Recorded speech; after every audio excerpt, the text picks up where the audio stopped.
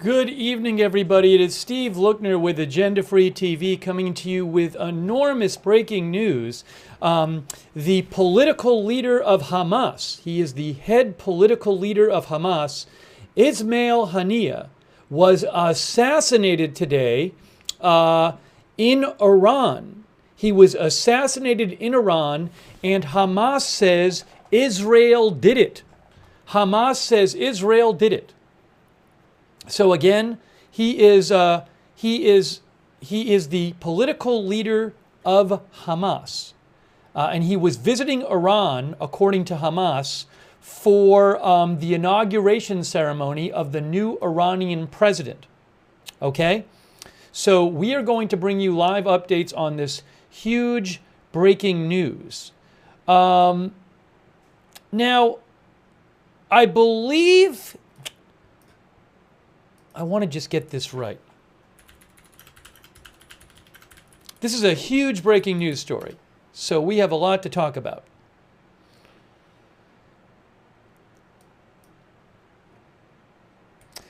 Is Haniyeh normally in Qatar? Oh, so I can tell you this. There's a Reuters story from like a month ago, from a couple months ago, and the Reuters story from a couple months ago says that he is based in Qatar. He is based in Qatar, according to Reuters a couple months ago. All right, so again, this is huge, huge news.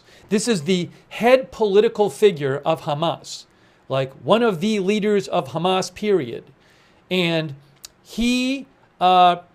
Yes, so, and he is normally based in Qatar, and he was assassinated, and Hamas blames Israel, and Hamas says he was in Iran for the inauguration of the new president. Remember, the president of Iran, the previous president, died in a plane crash. We covered that like a month or two ago.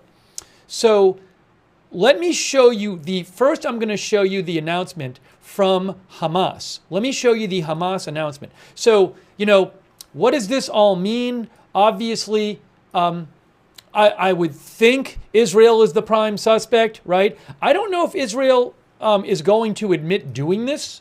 I don't believe they've admitted it yet. Let me just take a quick look here and see. But I am not aware that Israel has admitted this yet.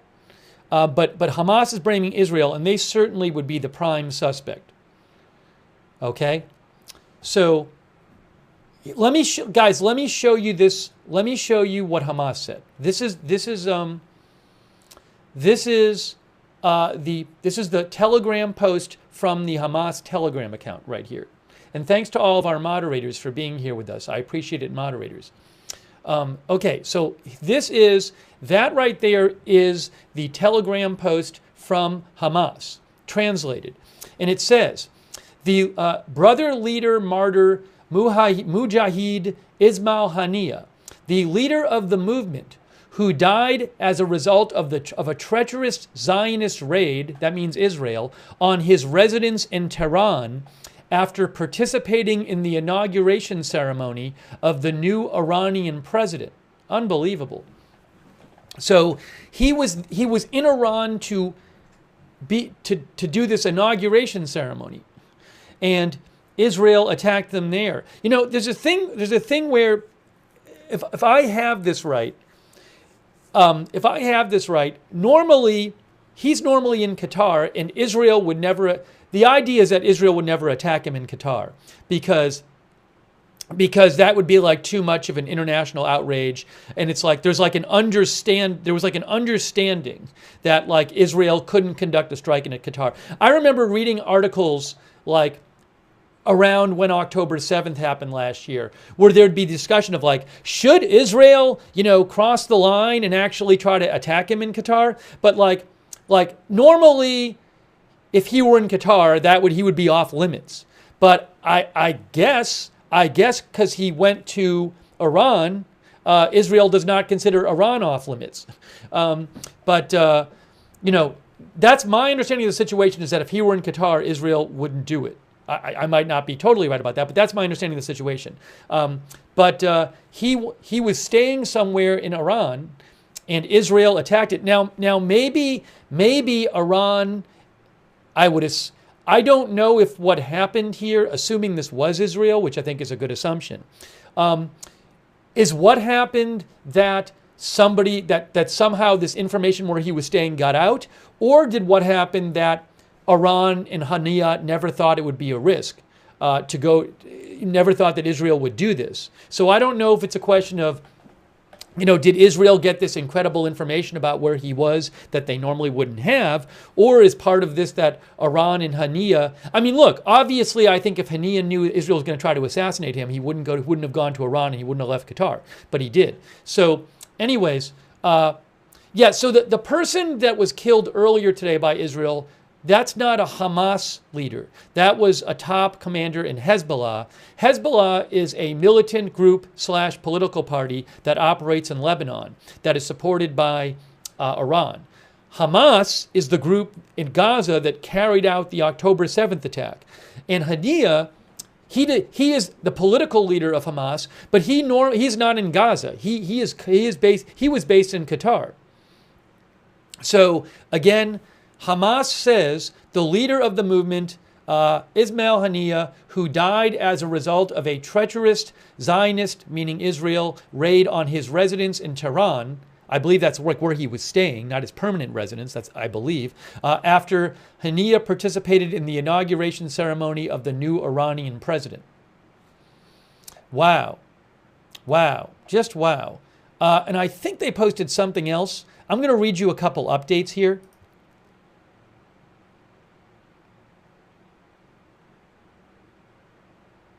Yes, there's another update from Hamas, and I think it's basically saying the same thing. But let me show you this update as well from the Hamas Telegram account.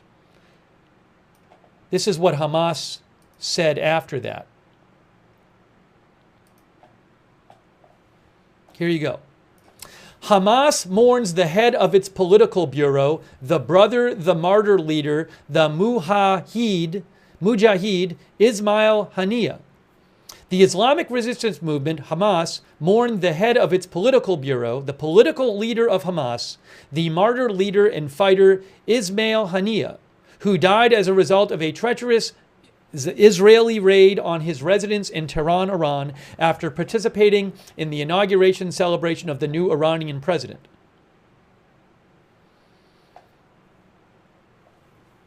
Wow. Wow. Unbelievable. All right. I'm going to take some comments from you guys. I'm going to give you updates. How is Iran going to respond to this? Because now it's not just Hamas. This was done on Iranian soil. On Iranian soil.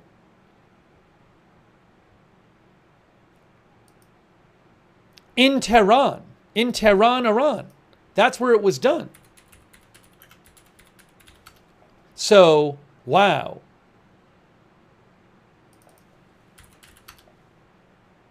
It was done in the capital of Iran. All right, give me a moment here. I want to just bring you some updates.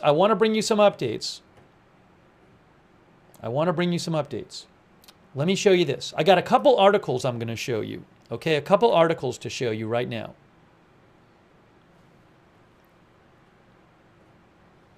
So, something I've told you last week or so, I am working on getting some more content for the channel, which I would pay for. But one of the things I have been looking into is getting articles for the channel. So I can announce that, well, should I announce it or not? If it's, I'm gonna say it because I think it's official now. So I have made a deal with Associated Press to be able to show their articles on the air and their photos, which I pay for, which is not cheap, but I do think it'll be helpful for the channel. So I want to show you the current Associated Press article on this with the permission of Associated Press because I pay for it. Okay, so Iran says Hamas leader Ismail Haniyeh was assassinated in Tehran. This is by Associated Press. It's an Associated Press article, AP. Let's see what AP has to say. Oh, and this photo is of Ismail Haniyeh. Wow, this photo is from today. This photo is from today. Guys, this photo is from today.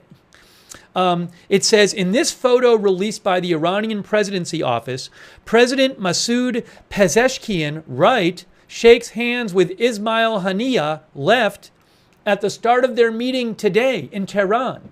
This photo was from today. Haniyeh is on the left. Wow. Wow. Hey, thanks Joseph Fiorentino in Schaff. I appreciate that. Also, thanks for your support. Kitty Cat, Clean937, Trey Davis, Camus, Martin Gingrich, Real Life Outdoors, 495-58201, Kavka Zip, and Cooking with the Cajun. I really appreciate your support. Okay, let's see what AP has to say.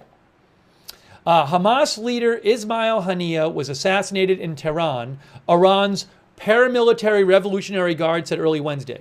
So it's not just Hamas saying this, it's Iran's Revolutionary Guard is also saying this. So they are both saying that he was assassinated. So this did happen. The Revolutionary Guard, by the way, is a primary branch of the Iranian armed forces, says Wikipedia. Okay, no one immediately claimed responsibility for the assassination, but suspicion immediately fell on Israel, which has vowed to kill Haniyeh and other leaders of Hamas over Hamas's October 7th attack on Israel that killed 1,200 people and saw some 250 others taken hostage. And again, this photo was taken today.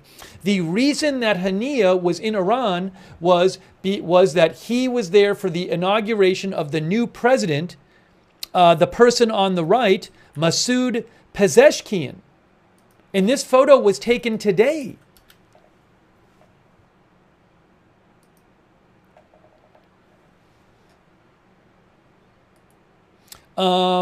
He was just sworn in today. This happened today. So now Hamas says Israel did this. Hamas says Israel did it. No, Israel has not taken responsibility yet. Haniyeh, says Associated Press, was in Tehran to attend the Iranian president's swear-in ceremony today. Iran gave no details on how Haniyeh was killed, and the Guard said the attack was under investigation. But as I mentioned, Hamas said that Haniyeh was assassinated at his residence by Israel. It was an attack by Israel. Analysts on Iranian state television immediately began blaming Israel for the attack. Israel itself did not immediately comment. But see, this is important. Israel often doesn't comment when it comes to assassinations carried out by their Mossad intelligence agency. So Israel might never officially take credit for this. Maybe they will. I don't know, because I would think maybe the Netanyahu would want to take credit for it and get political credit for it. So, but we'll see if Israel comes out and takes credit for this. There was no immediate reaction from the White House, says Associated Press. The apparent assassination comes at a precarious time as the Biden administration has tried to push Hamas and Israel to agree to at least a temporary ceasefire and hostage release deal. That is an important point. I have a hard time thinking there's going to be a ceasefire and hostage release deal between Hamas and Israel if Israel just assassinated the political leader of Hamas. So that's a good point. Maybe I'm wrong, but I have a hard time believing there's going to be a deal anytime soon. CIA Director Bill Burns was in Rome on Sunday to meet with senior Israel, Qatari, and Egyptian officials in the latest round of talks. Again, I'm not anticipating an agreement anytime soon now. AP says Israel is suspected of running a years-long assassination campaign targeting Iranian nuclear scientists and others associated with its atomic program. In 2020, a top Iranian military nuclear scientist, Mohsen Fakhrizadeh, was killed by a remote-controlled machine gun while traveling in a car outside Tehran.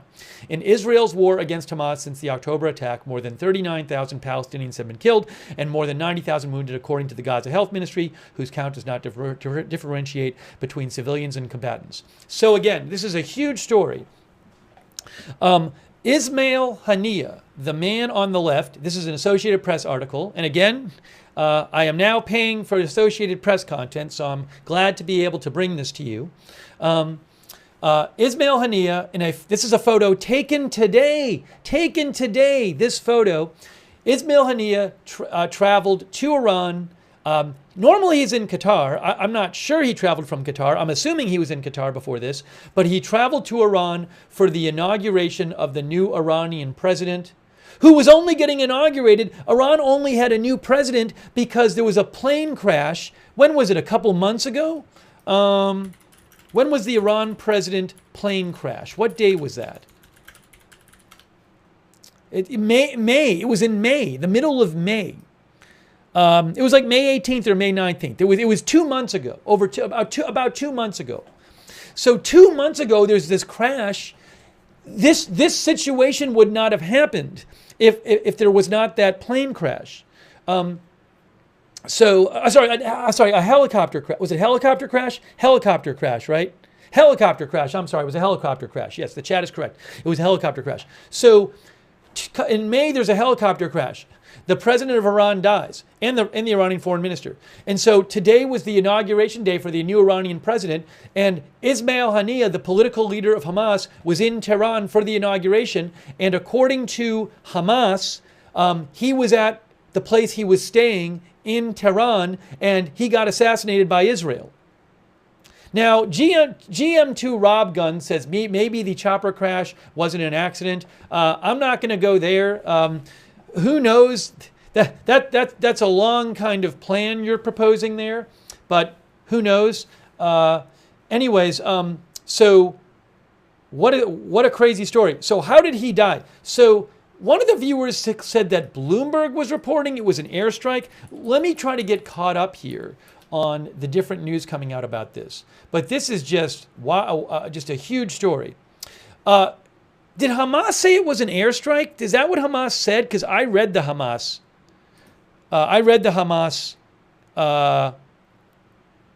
Comment. All right, so maybe the Hamas comment, the Hamas post I read said raid, but maybe that was a bad translation. Did Hamas use the word for airstrike? Because when I read the Hamas post on their Telegram, it looked to me like it was raid. That was what it was translated as. Give me one moment here. Hang on a moment. Give me a moment. Let me just check this.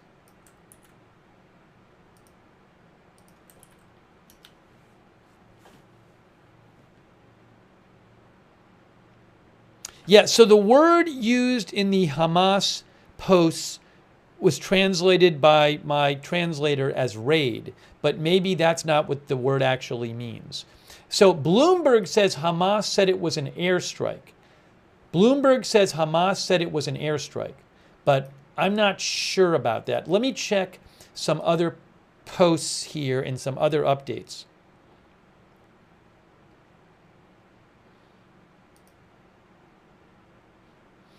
Oh, by the way, Intel Doge posted, Intel Doge made a post of the supreme leader of Iran, Khamenei, posted several photos on his X account.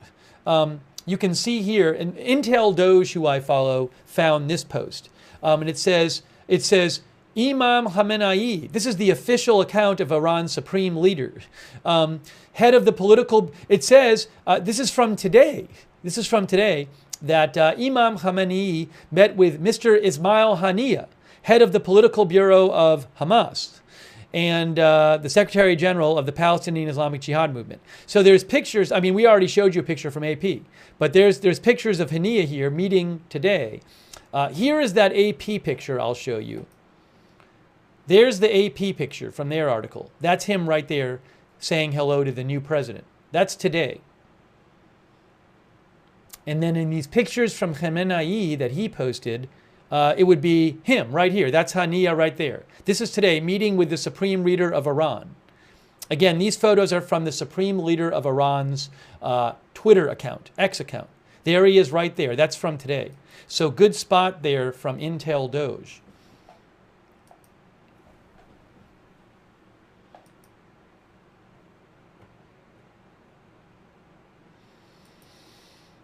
No one has claimed the assassination yet. No one has claimed the assassination yet.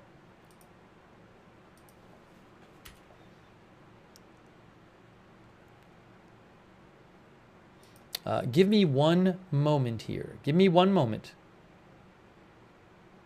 One moment here.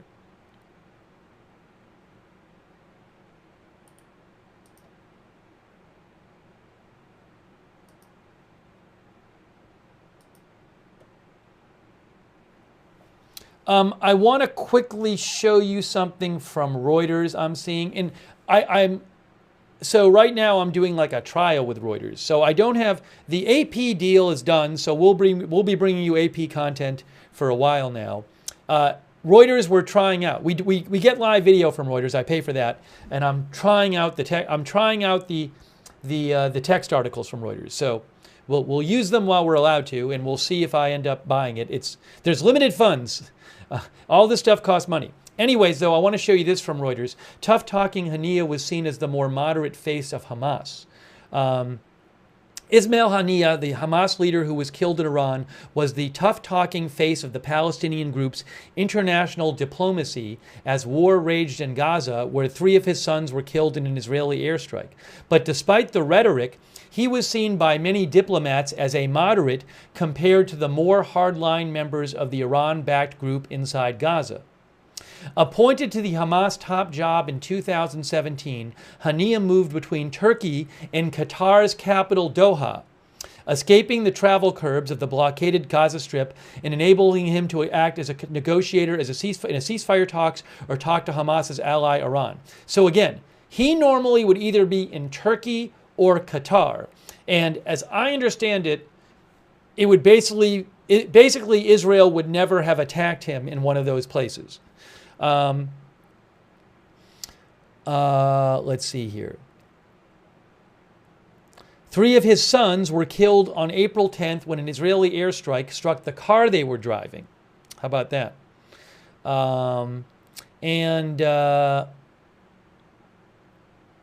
For all the tough language in public, Arab diplomats and officials, says Reuters, viewed him as a relatively pragmatic compared with the more hardline voices inside Gaza, where the military wing of Hamas planned the October 7th attack. Israel regards the entire Hamas leadership as terrorists and has accused Haniyeh, Mishal, and others of continuing to pull the strings of Hamas terror organization.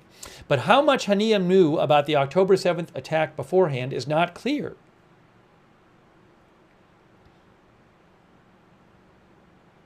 Okay, so again, we are talking about Ismail Haniyeh. This is just such big news. Such big news, guys. Hang on a moment. As you can see from the AP article, Ismail Haniyeh, the political leader of Hamas, was assassinated either today or tonight while he was in Iran for the new Iranian president's inauguration, and Hamas is blaming Israel. And Israel would certainly be the prime suspect. So this is a huge deal, and it happened in Tehran. So, yes, he's not Iranian, but he was there as Iran's guest. He was there as Iran's guest for the president's inauguration. And this happened in Tehran.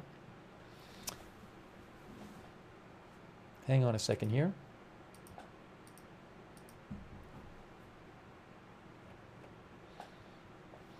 By the way, a quick thanks to Remy Storm, Joseph Fiorentino, William C. Michael, Tom Moore, Ashley Victoria Johnson, Desi Des, Nick Blackbird, Pet Brett Amy, Not Doubting Thomas, Hannah H. Thank you, Hannah H., for your support. And Diane Ware, Lisa Sutton. Lisa Sutton says, could this lead to war?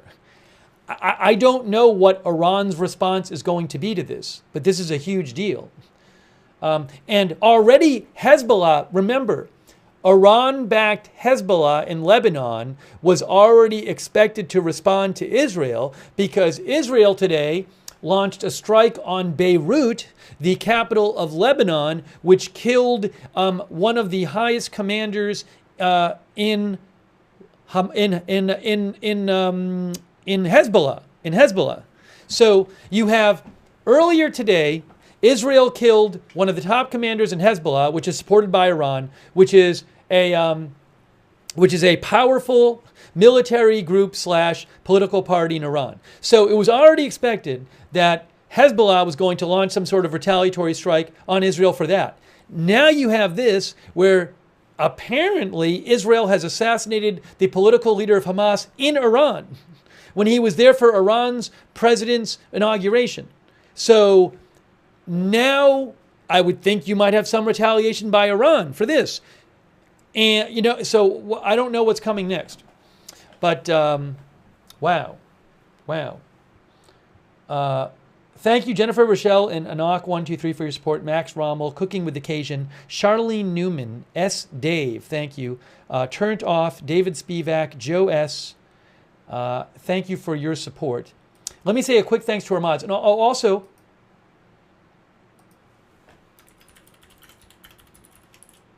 hang on one second here. Hang on one moment.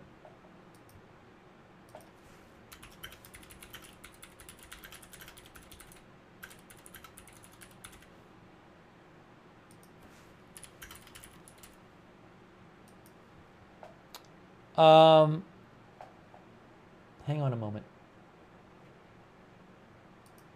A quick thanks, by the way, to also, thanks so much to Fred Vanderwerf. Thank you, Fred, for your support, Fred Vanderwerf, and also Dominic Shiro. Thank you so much, Dominic. And let me just shout out our moderators. We have moderating right now, Havasu Mom, Ruth Krafasi, Chromite. Huge news, just huge news. What a day. But this is enormous. This is enormous. All of our YouTube mods, thanks. Linda Belk and Larry over there on X.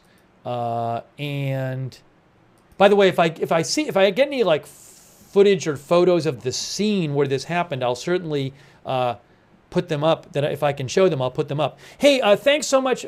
Thanks to our Twitch moderators, Sarah, Papa Bear, and Surly Dev. And also thanks to our Facebook moderators, and I have a couple other more people to thank too. Thanks to our Facebook moderators who are there, Bud Green, Kay Lowry Body, Margaret Riley, and all of our other Facebook moderators, thank you. And thank you so much for your support on Twitch. Beautiful profanity. Diglet with that. Hey, thanks, Diglet with hat. Thanks for all those bits, Diglet with hat. I really appreciate that. It's really kind of you. Thanks also, Buck Tasty, for your support on Twitch. Pusheen10, Big Boss Now. Thank you for your support. Let me do a quick check here. So again, the brief summary here, is this person right here, the political leader of Hamas, Ismail Haniyeh, was assassinated today in Iran, in Tehran, where he was there for the inauguration of this man, the new president of Iran. He was visiting Iran for the president's inauguration. This photo is from today, from Associated Press. And he was assassinated, and Hamas says that Israel assassinated him in his residence, in the place he was staying, in a raid. I don't know if a raid is an airstrike, a drone strike, some sort of bomb. We don't know exactly what the method of assassination was yet. So I will certainly let you know if I hear more about this. Give me a moment. Let me just check for updates here. Let me just check for updates.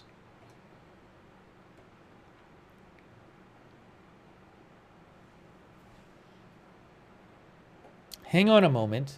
Hang on a moment.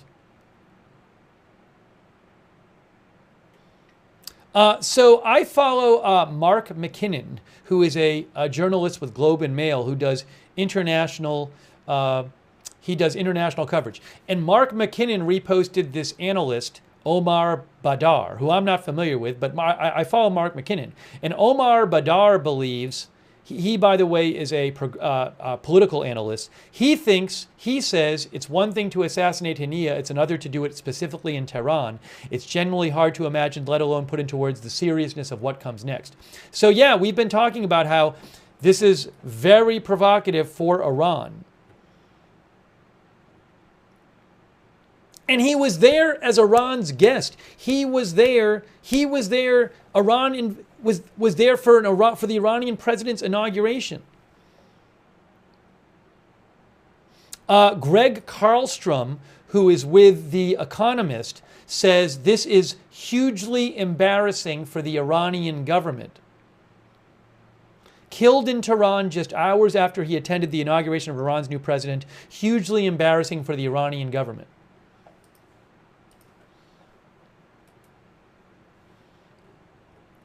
Interesting comment there.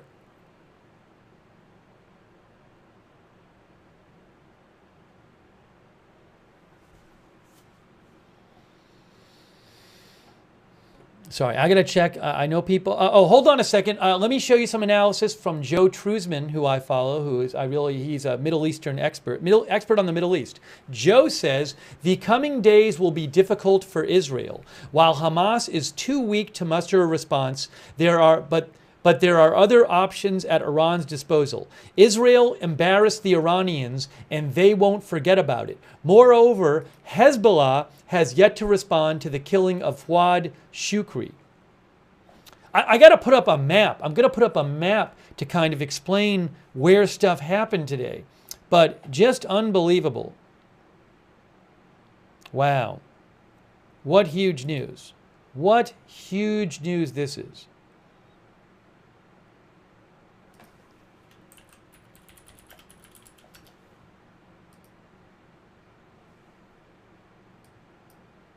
I'm going to put on the screen a map so we can see where everything is. Give me a moment here.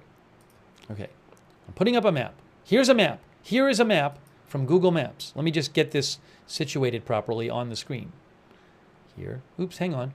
That goes there. Okay. Now, there's Israel. So, there's Israel. There's Israel. Man, I got to make this bigger. Okay, so here's Israel, and here's Iran, and there's Tehran, and there's Lebanon, and there's Beirut, right? So, and then Gaza is over here. Gaza is on the western, is between Israel and the water, on the western side of Israel. So earlier today, Israel struck the capital of Lebanon, Beirut. And they killed one of the top commanders of Hezbollah, who was close to the leader of Hezbollah, Nasrallah. And so that is obviously going to be provocative for Hezbollah. First of all, because they killed this, and Israel said they did that in response to a Hezbollah rocket which fell on a soccer field on Saturday in Israel-controlled Golan Heights and killed 12 children and teenagers. So Israel retaliated today by carrying out a strike in the capital, which is very provocative to carry it out in Beirut.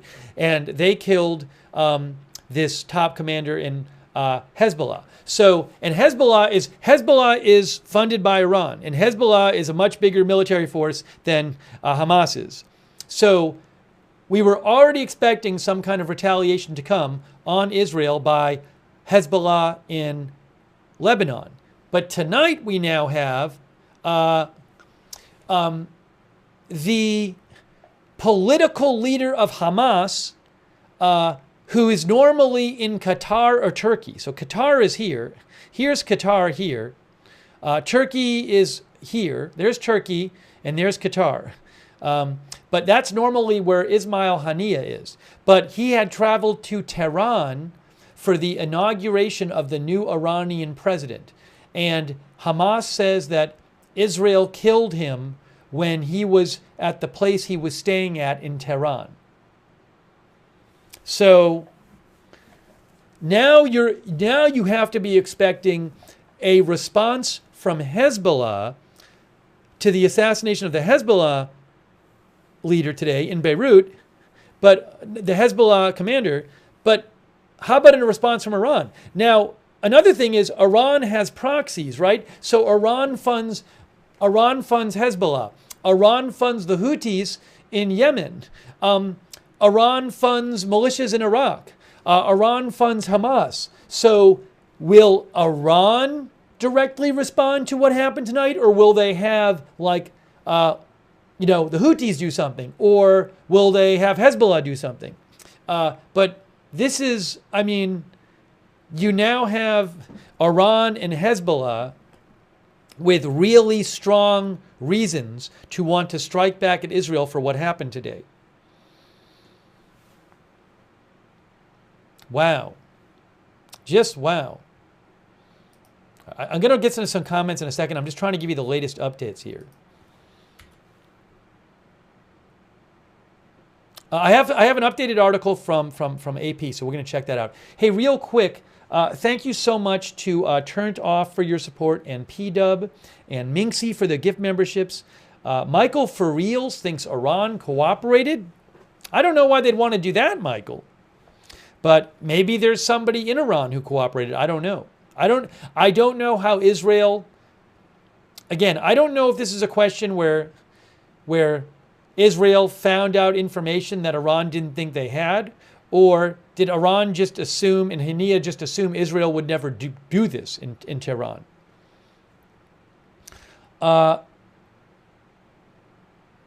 Thanks, Longboard Ninja Master. I'll have to check out for that report, Longboard Ninja Master. Thanks for the heads up.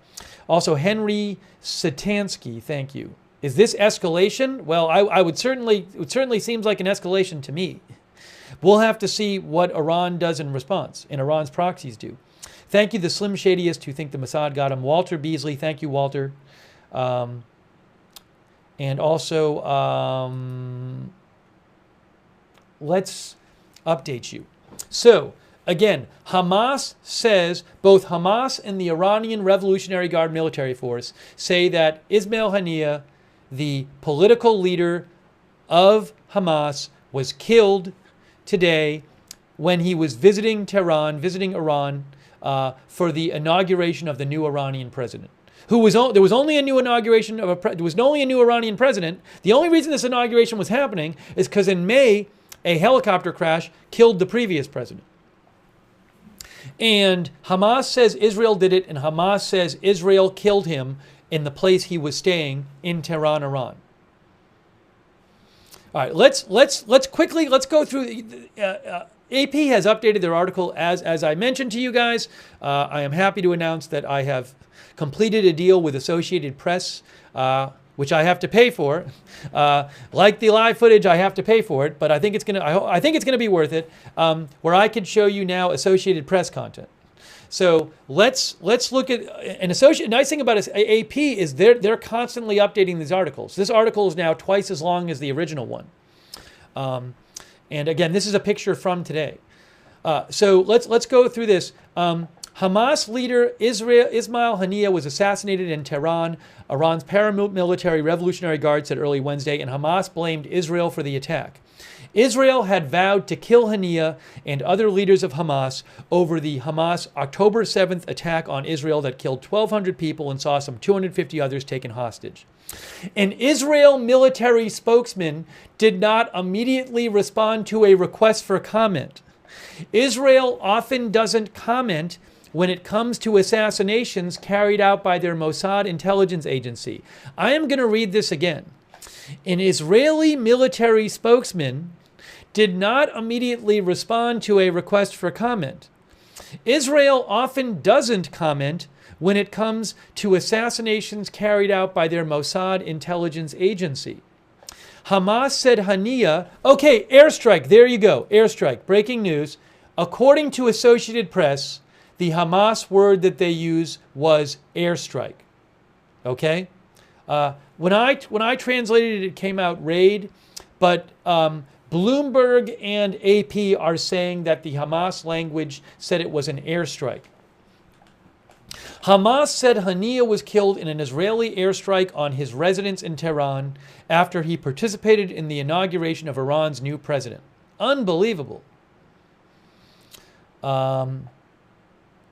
In another statement, the group quoted Haniyeh as saying, "The Palestinian cause has costs and we are ready for these costs." Hamas did not immediately respond to requests for further comment. Let's see what else Associated Press says. Ismail Haniyeh left the Gaza Strip in 2019 and had lived in exile in Qatar.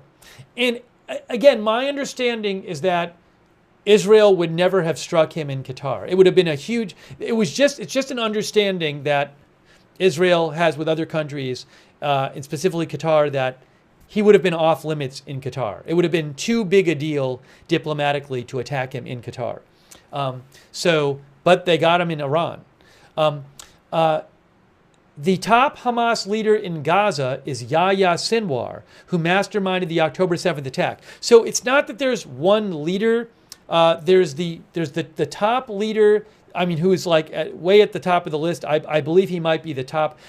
I have to imagine that Haniyeh was one of Israel's top handful of targets. But maybe the top one is Sinwar. So Israel is still looking for Yahya Sinwar. But he is the top Hamas leader in Gaza. Haniyeh was the Hamas top political leader, and he was in Qatar.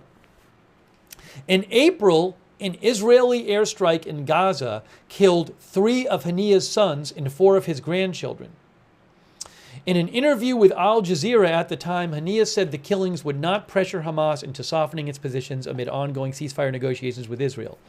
Haniyeh was in Tehran to attend the new Iranian President Masoud Pezeshkian's swearing-in ceremony today, along with other Hamas officials and officials from Hezbollah and allied groups.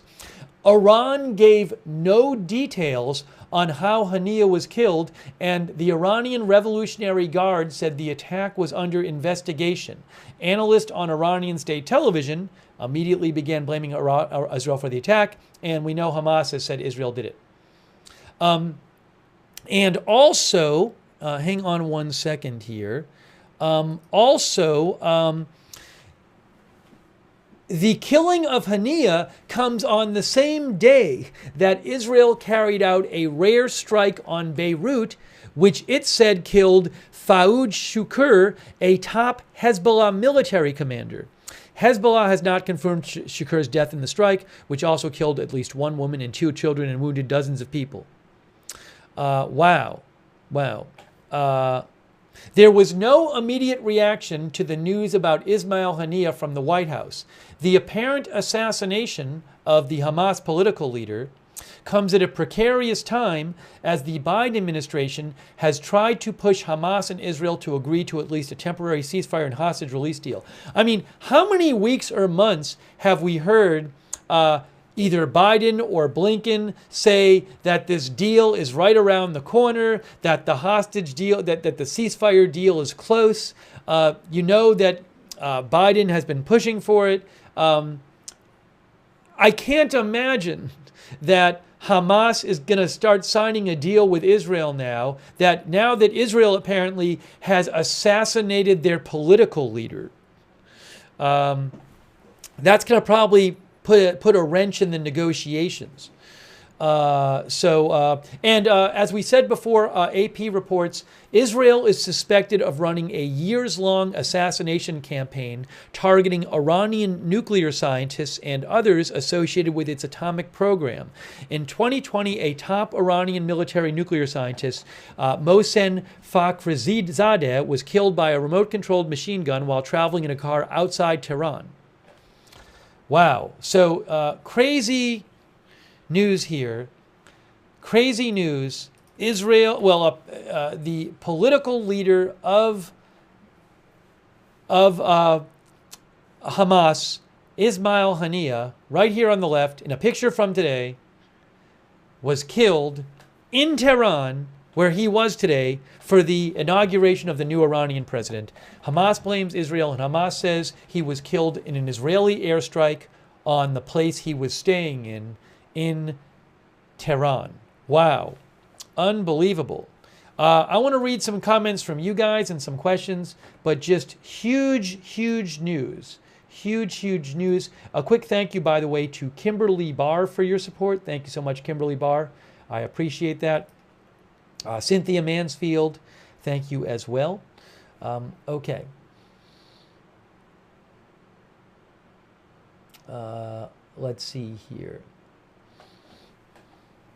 Jonathan Lee, our viewer, says, what are the chances of Iran directly retaliating? That I don't know. Wasn't the first time I believe the first time Iran struck Israel was like back in April. Wasn't that the first time Iran had launched a strike on Israeli soil? I believe when Iran did that, when Iran did the response to, when Iran attacked Israel with like all those drones and missiles, after Israel attacked an Iranian embassy complex. So I think that might have been the first time so it's not common for Iran to attack Israeli soil directly. But remember, Iran has all these proxies. Iran supports Hezbollah. Iran supports the Houthis in Yemen. Iran supports militias in Iraq. Iran supports Hamas. But I mean, Hezbollah is very powerful. Hezbollah has a huge military and lots of rockets and missiles. Very dangerous. And they're right on the northern border of Israel. So, you know, one possibility is that Iran does something themselves. Another possibility is that they do something for one of their proxies like Hezbollah. Oh, Ty Stick said there's some video floating around supposedly of the aftermath on X. So let me do a quick check for a couple things here. And let me make sure I don't have anything extra I can show you at the moment. Hang on a moment here. Give me one moment. Let me check a couple things. Hang on a moment. Hang on a moment here.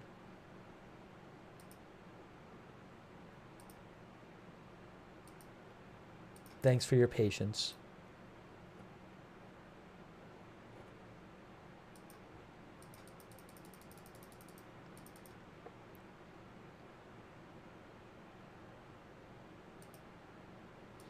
This is interesting. I want to show you some analysis from Elint News, who I follow. They cover a lot of Middle Eastern stuff. Elint News thinks, following the assassination of Ismail Haniyeh, Iran is seemingly unable to counter Israeli intelligence. Yeah, this echoes another analyst who I posted who said it's very embarrassing for Iran. This will be seen as an extremely embarrassing situation for the head of the axis of resistance if it cannot protect its allies' leaders in the Iranian capital. The Iranian response and response of its allies and proxies will likely be serious, especially when taken with the assassination in Beirut yesterday. Region likely heading for its most turbulent time since October 7th. I certainly understand the reasoning behind what Elint News is saying there.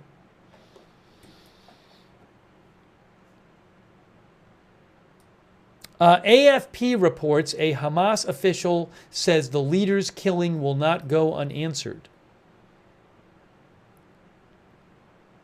Oh, so I'm seeing a video which I can't show you. I don't know the video and I don't know if it's legit.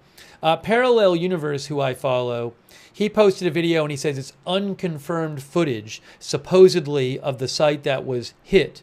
But let's see if I can find some more information on that. I just saw one video, but I don't even want to post it in the chat because I don't know if it's legit or not. If you're seeing stuff, you can write to me on X at Lookner. I'm going to check stuff people have been sending me too. Hang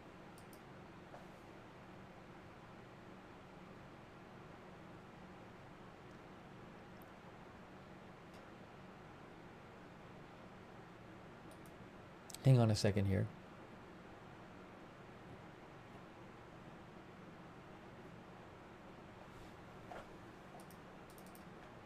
Sorry, I'm trying to go through some of the messages people have been sending me.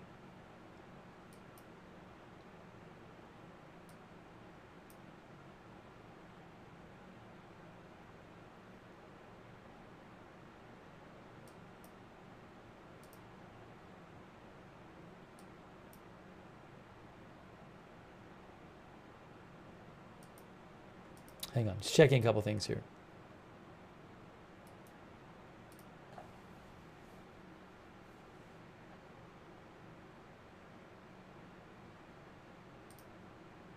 Oh, one of the viewers sent something to me I want to mention. Noel mentioned that Joe Trusman posted this. Joe is somebody, a Middle East expert who I follow.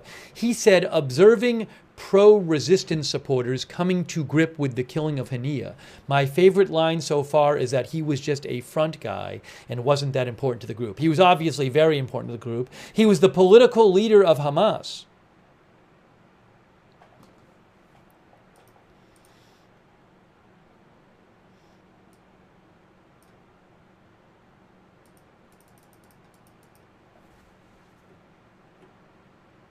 All right, trying to get you the latest updates here. Oh, hold on a second here. Yeah, you know, I'm seeing some photos and videos on social media claiming to be of the site, but nothing really reliable yet. So I'm gonna check. I gotta check some other sources here. I want to check out Telegram too, and there's a bunch of stuff to check out here. Sorry, I have all this stuff to check out to try to bring you updates. So just give me a moment here. Let me just check out a couple things. But wow, what a huge news this is.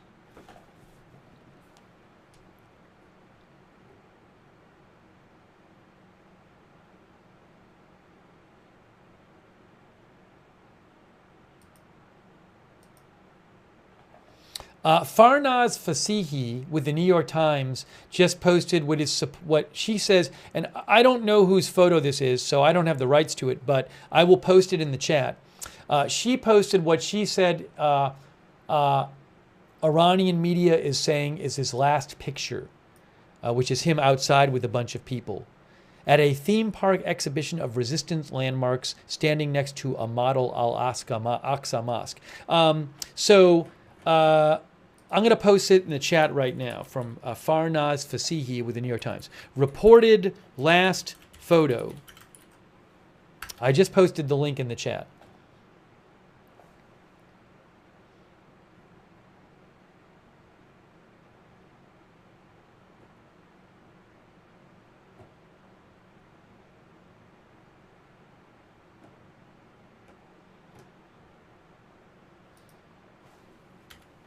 I will be checking some Israeli sources as well. Guys, there's a siren in northern Israel. It's one siren. It's one siren. This is not a big bunch of rocket attacks. I would not assume that one rocket siren going off in northern Israel is some huge response. My guess is that if there's going to be an Iranian or a Hezbollah response to what happened today, it's not going to happen right this second. That would be my guess. But I'll keep you posted.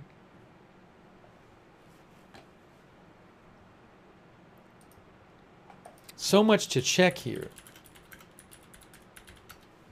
Hang on a moment.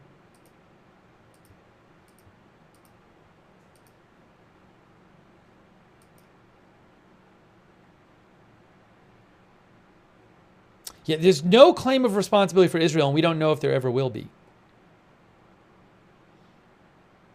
Ooh, I have another report, I think, for you. Hold on. Hang on a moment.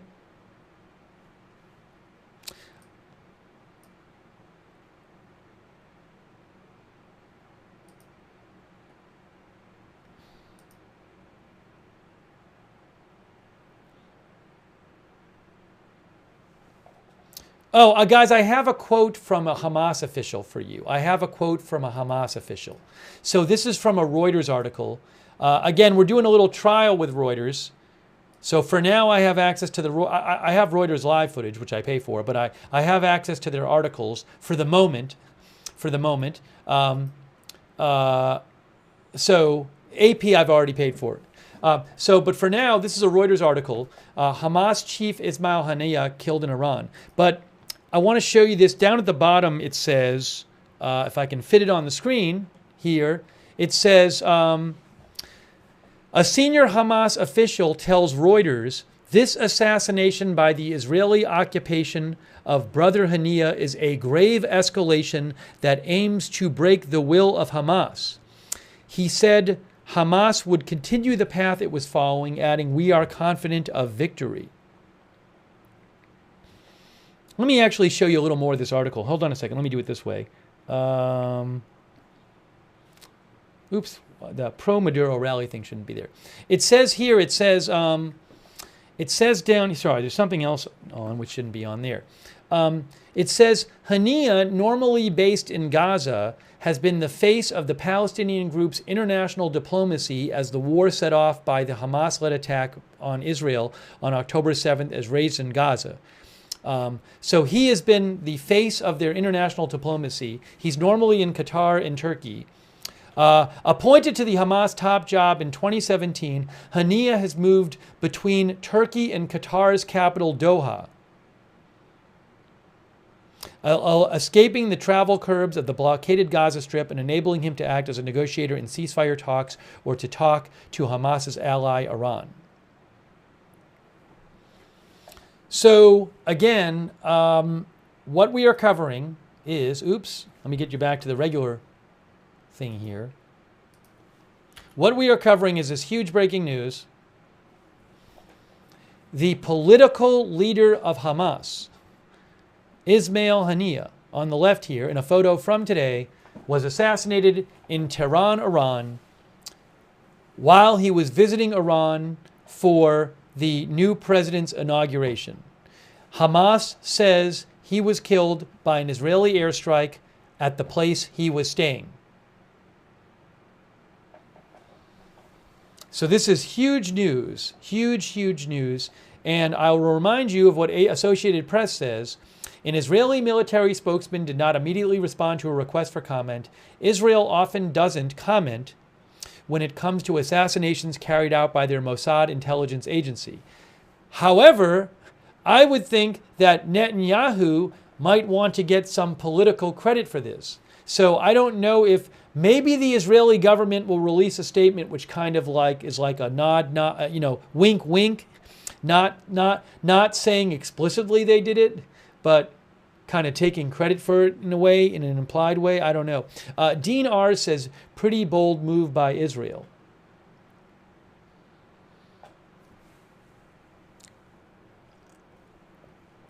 Wow, what news.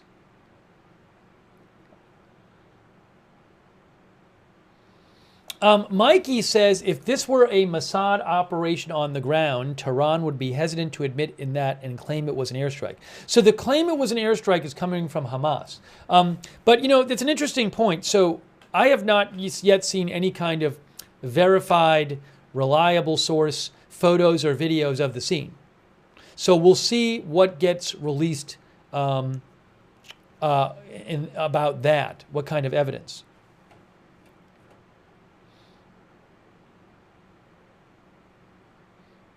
What kind of munition was used? We have no idea. I do not know.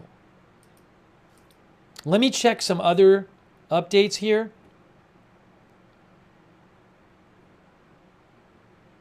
But such huge news, guys.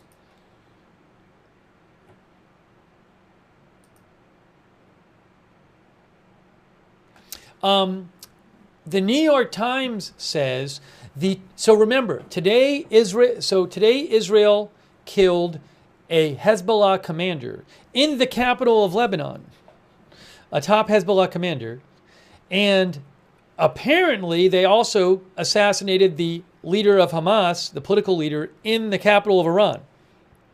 So the New York Times says the targeting of two senior leaders of two Iran-backed groups within a matter of hours would be an audacious escalation in the region. How either militant group responds is likely to determine the course of the conflict and whether it engulfs the region into a war on multiple fronts. The New York Times also says a senior member of the Revolutionary Guards said targeting a Hamas leader there was a declaration of war on Iran. At the same time, Iran often uses very threatening rhetoric that they don't actually back up. So we'll have to see what happens.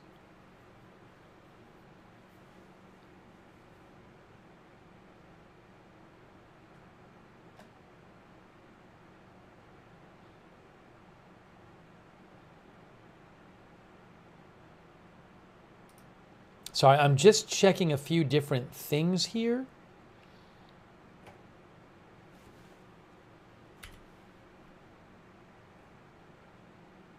I'm going to do a poll question in a second. Guys. Let's do that. Where is this?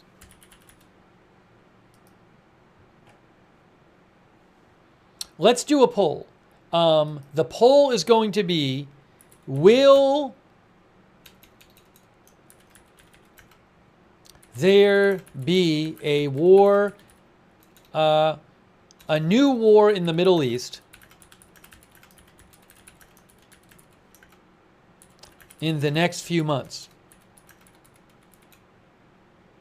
Will this lead to a new war? How about that? Will this lead to a new war? That's simple and short. Will this lead to a new war? I'm going to ask that in YouTube and Twitch. Will this lead to a new war? And I'm going to post it on Twitch right now. See what you guys think.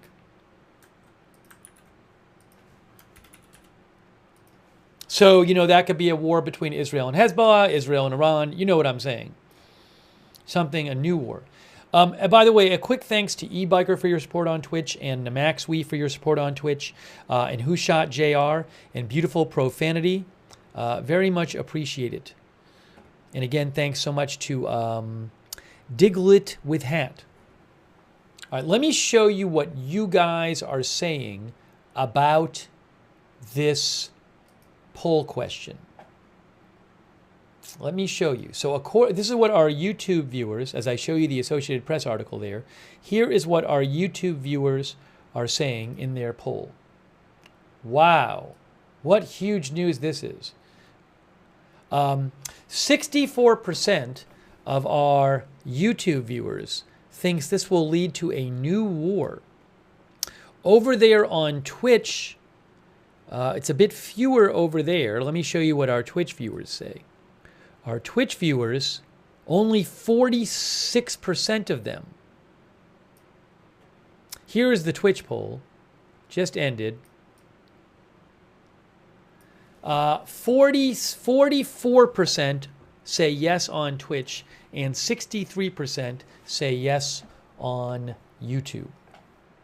Danny G thinks no one's going to war. Gringo says, not sure about a war, but definitely a reaction. Thank you for voting in the poll.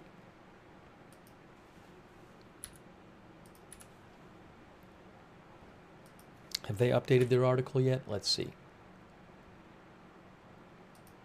No, they have not.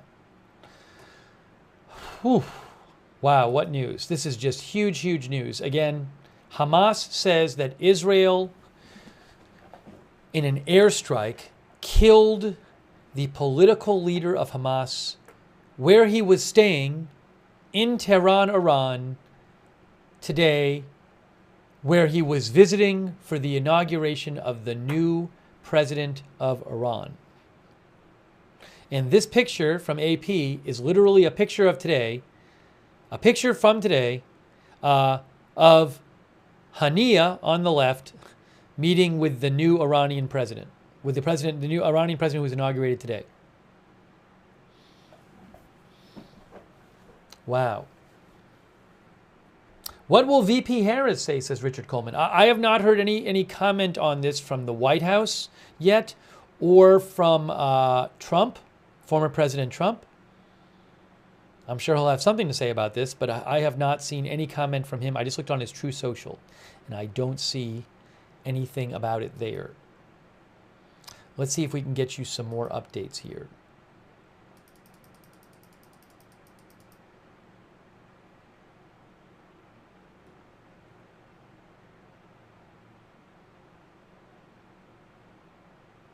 Yeah, there is a video. Intel Doge posted this video that I've seen elsewhere, and I'm not going to show it right now. There's a video floating around which purports to be the video of the site, but we don't know if that's that's not reliable right now, whether that's a legit video. Let me read you some more analysis from Middle East expert Joe Truzman.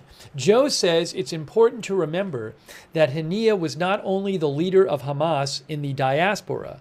That means the people from Hamas who have left Gaza and gone to other places. It's important to remember that Haniyeh was not only the leader of the Hamas in the diaspora, but also its most prominent representative. Over the years, he fostered relationships with countries such as Russia, Iran, and Turkey. He played a significant role in legitimizing the group. Yeah, one of the other articles said, I think maybe Reuters said he was like the diplomatic face of Hamas.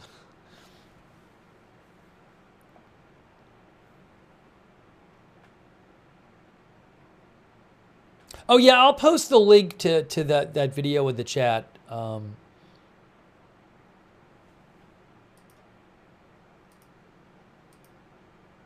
So Intel Doge posted a link to the video. I'll show you. So I'm gonna type this out in the chat, and I'm gonna say unconfirmed video that some claim is of strike scene. I have seen no reliable sources on this yet. So just to be clear, I have seen no reliable sources.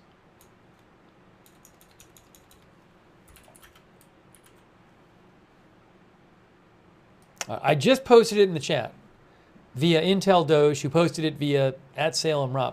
I've seen it a couple places, but I can't tell you if that's legit or not. And I've seen no reliable sources say that video is legit. Sorry, let me check some of your messages here and stuff.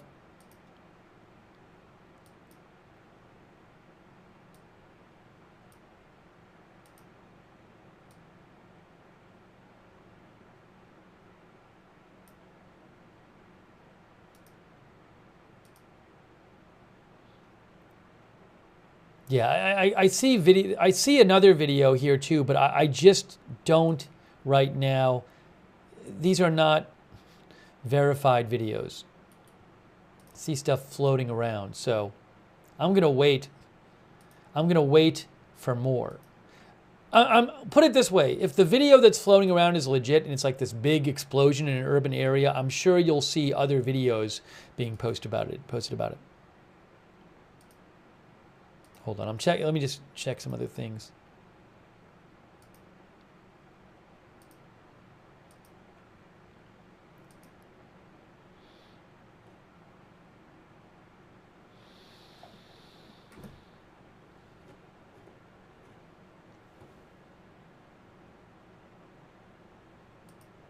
Oh, yeah, I mean, this isn't really surprising news. Lamps Burning mentioned that the New York Times said that Iran was holding some big. Iran is hosting an emergency meeting of its Supreme National Security Council. at the Supreme Leader's residence, an event that happens during extraordinary circumstances. Yeah, I'm not, I mean, that seems like obviously something like that would happen. But how is Iran going to respond to this?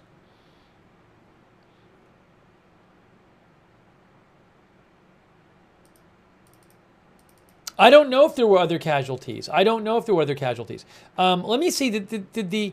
I don't remember if the Hamas statement mentioned that. The original Hamas statement said that he had been killed, and it didn't talk about other casualties. There could have been, certainly, but they said that he died as the result of a treacherous Israeli raid on his residence in Tehran after participating in the inauguration celebration of the new Iranian president. Did they say his bodyguard or not? Because I'm looking at the statements from... I'm looking at two statements from Hamas, and I don't even see anything about the bodyguard. Or maybe the Iranian Revolutionary Guard said his bodyguard died or something. But the Hamas statement just talks about him, it seems like. So, hang on a moment here. Give me a moment.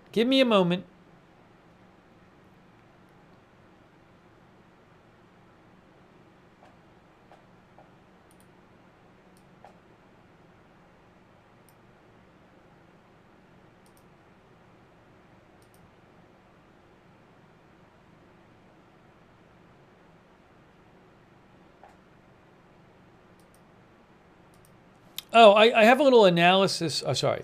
Hold on a second.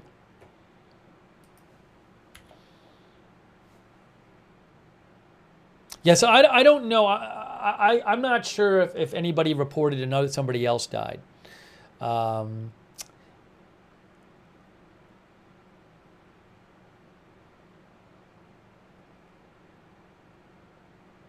Yeah. Again, just real quick. I'm not going to read the whole article again. This is from Associated Press, but just going over some of the big points here for people just joining the stream. Hamas leader, their political leader, Ismail Haniyeh, was assassinated in Iran after attending the inauguration of the country's new president. Iran and the militant group Hamas said early Wednesday. Hamas blamed an Israeli airstrike for the death of the head of Hamas's political bureau. Iran's Revolutionary Guard said it was investigating the attack and did not say how it occurred. Israel has vowed to kill Haniyeh and other leaders of Hamas over the group's October 7th attack on Israel that killed over 1,200 people and saw some 250 others taken hostage. An Israeli military spokesman did not immediately respond to a request for comment. Israel often doesn't comment on assassinations carried out by its Mossad intelligence agency. Hamas said Haniyeh was killed in an Israeli airstrike on his residence in Tehran after he attended the swearing-in of Iran's new president, on Tuesday.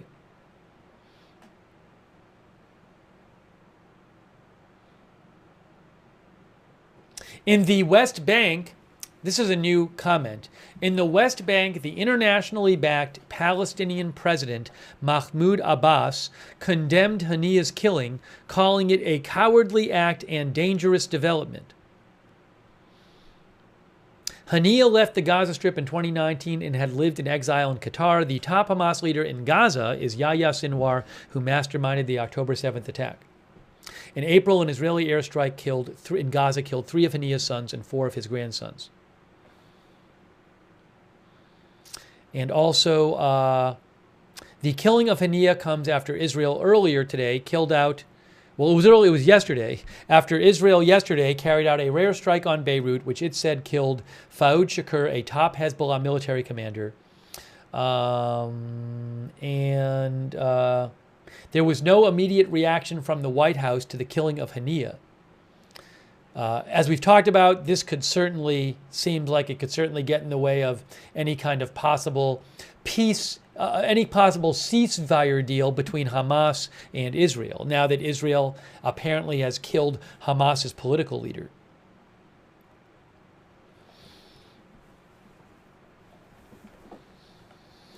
Dean R says Sinwar next. Well, Sinwar is definitely right at the top of Israel's list. has to be. I can't imagine. I wouldn't think there's anybody higher than him on the list. Although Mohammed Daif is another one at the top of the list too, and I believe they're both believed to be in Gaza.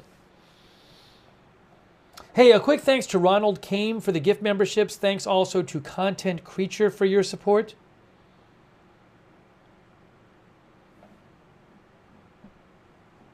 Content Creature thinks it should not be called unjust in a war crime because he or she believes Haniyeh is a terror leader. Thanks to Adopt a Pitbull, Save a Life for your support, and Cynthia Mansfield, bringing you live coverage here. Carlos Machuca, our viewer, says, I'd say the negotiations will probably just stop for a period of time now.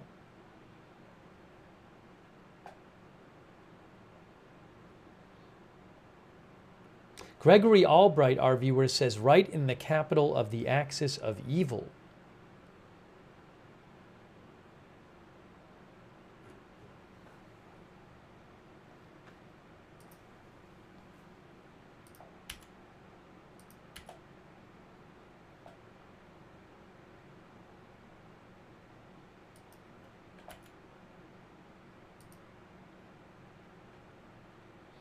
Okay, let's see if we have any other updates for you. But wow, what huge news this is.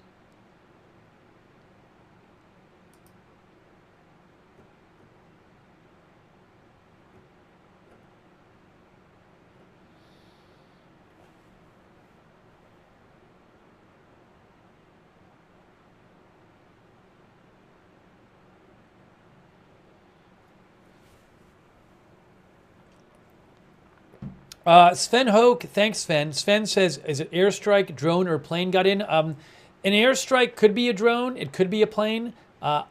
We don't have that information right now. Oh, hey guys. Moshe Schwartz says the video going around is an old video. Now, yes. Good spot. Moshe Schwartz found one of the videos going around claiming to be of the strike tonight, and it's old. He found a post on April 1st. I'm gonna good job by Moshe. I'm gonna post in the chat Moshe Schwartz's post.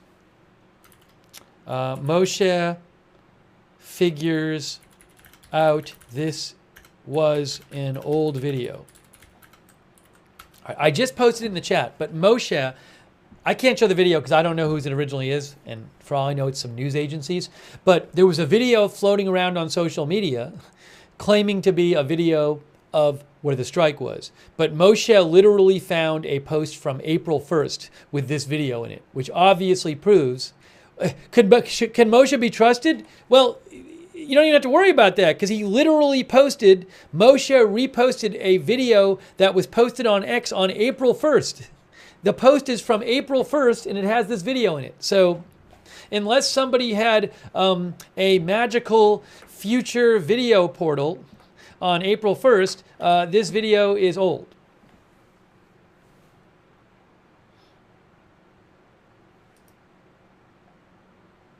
It literally was posted April 1st at 7:48 p.m. You can see the timestamp on it.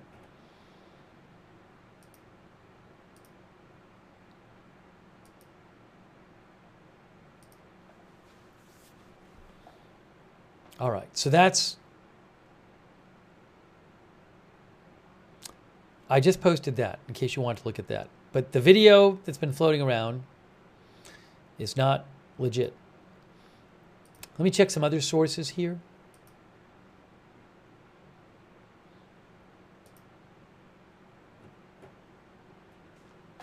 Wall Street Journal says the targeted killing of Haniyeh would be the highest ranking death of a Hamas political official since the war in Gaza began.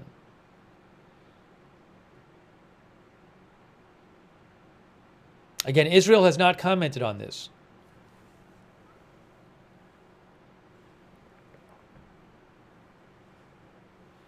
Wall Street Journal says Iran, the Middle East Shiite power, backs both Hamas and Hezbollah. and Haniyeh's killing on Iranian soil after Israel killed a Hezbollah top commander in Beirut on Tuesday. Wall Street Journal says these killings are likely to heighten regional tensions, just as the U.S. is pushing Israel and Hamas to agree on a ceasefire. They also say the death would be viewed as a major win for Israel Prime Minister Netanyahu. Something interesting, very interesting. This is interesting that the Wall Street Journal points out. The Wall Street Journal says Haniyeh, as Hamas's overall political leader, was part of a complex and secretive Hamas leadership structure that includes a military wing and a political arm. Okay?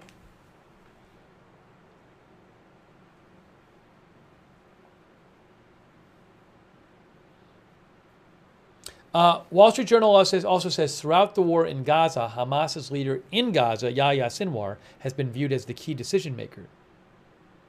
But Haniyeh was also viewed as an important decision maker. Wow. MJC, our viewer, says the ceasefire is dead. Frisco Jones says it's like 3 months of news in 4 days. There's just so much happening. There is so much happening.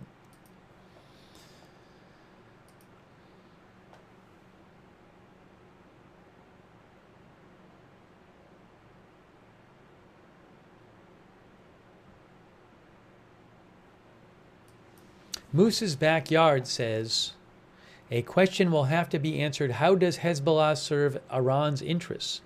Look, Iran is a huge supporter of Hezbollah. So I assume if Iran wants Hezbollah to do something in response to both killings, they would do it.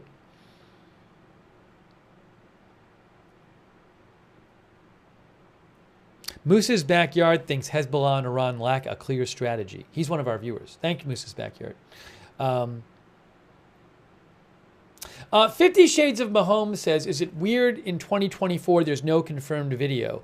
I would say, he says, didn't you immediately have live shots and photos of Soleimani when he got killed? So yes, when Soleimani got assassinated, there were photos of that floating around, of like his hand, I think it was.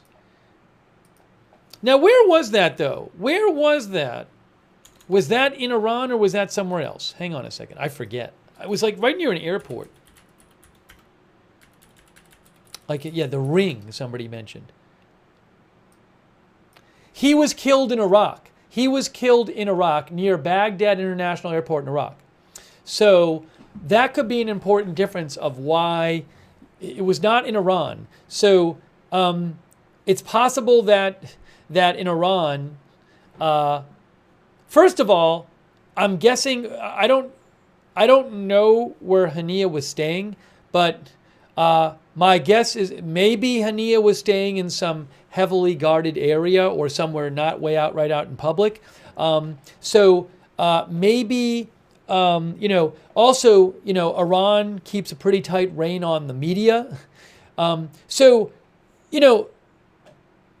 the one hand, like, you'd think like if there was a big explosion in like the middle of Tehran with lots of people around, somebody would be uploading something to social media, which I understand, but maybe it was done somewhere where not that many people could see what was going on or something, or maybe they just control what's going on social media really well. Maybe people don't want to post it because they think they get in trouble.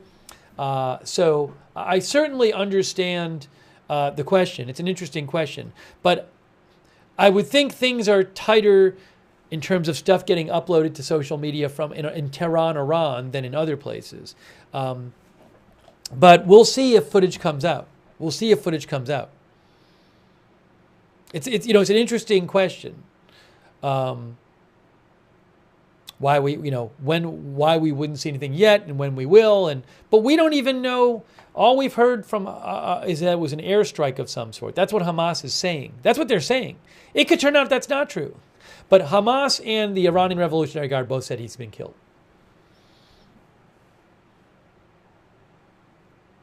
Hey, thanks to Minxie for the gift memberships. I appreciate that. Thank you, Minxie. So it's an interesting question, but we'll see what comes out.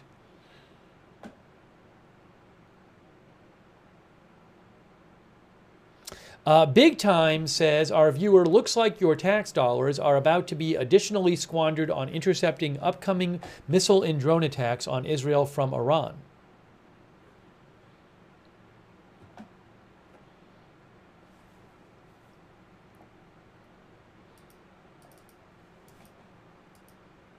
Yeah, PP Dickey says that Iran has not said it was an airstrike. That information has only come from Hamas. That's what Hamas said. All right, give me a moment here. Give me a moment. 1 moment, please.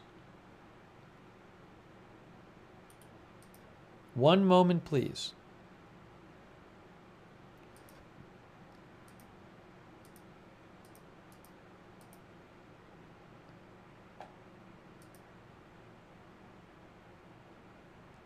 But what a huge story this is. A huge, huge story. And what does Iran do in response? Crazy. Crazy. And I have seen no comment from Israel yet. By the way, Israel, the time right now, it's 8:32 a.m. in Iran. I guess my clock is all screwed up. I was thinking it's like nighttime there, but it makes sense because it's 1 a.m. where I am.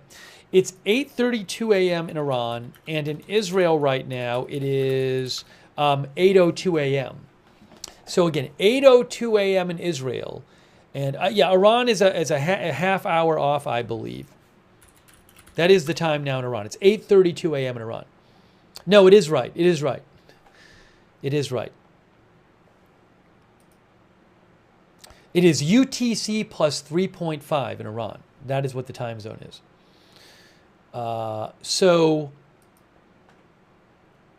maybe we'll get a statement soon from somebody in Israel.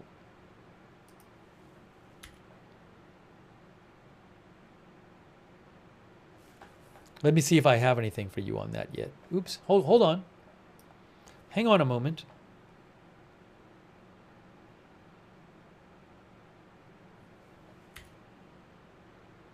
Mad Cat thinks we won't get anything.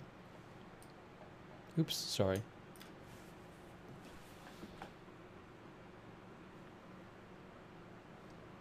Oh, hey, I have a comment, guys. IDF spokesperson released a comment. Guys, new comment from the IDF spokesperson.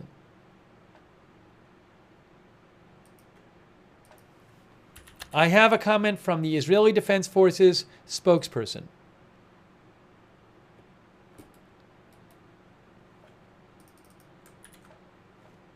Just came out. I'm going to read it to you right now.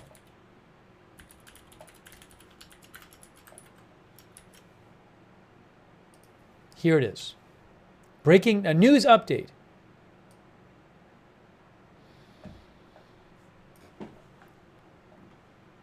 This is IDF spokesman Daniel Hagari, and that is that was in Hebrew, and I translated it. I had the website, I had the browser translated it or whatever.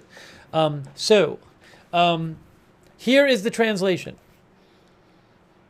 News update.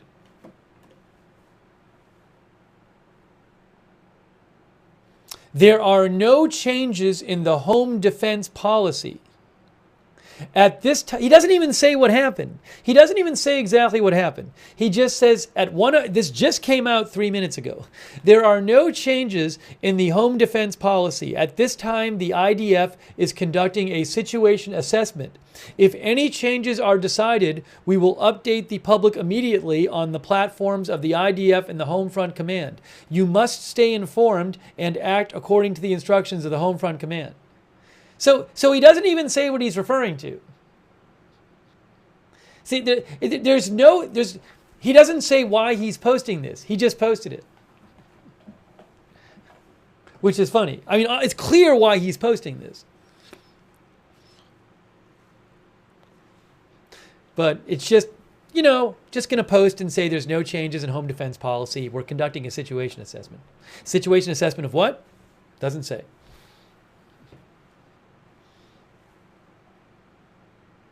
That just came out.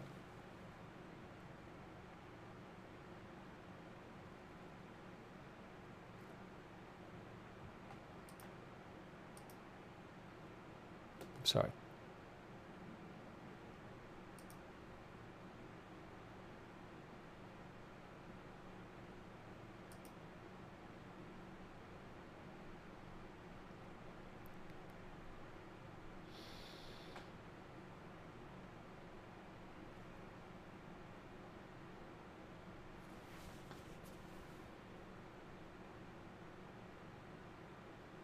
Yeah, so obviously, guys, the two killings today, I don't know what to tell you about what's going to happen now.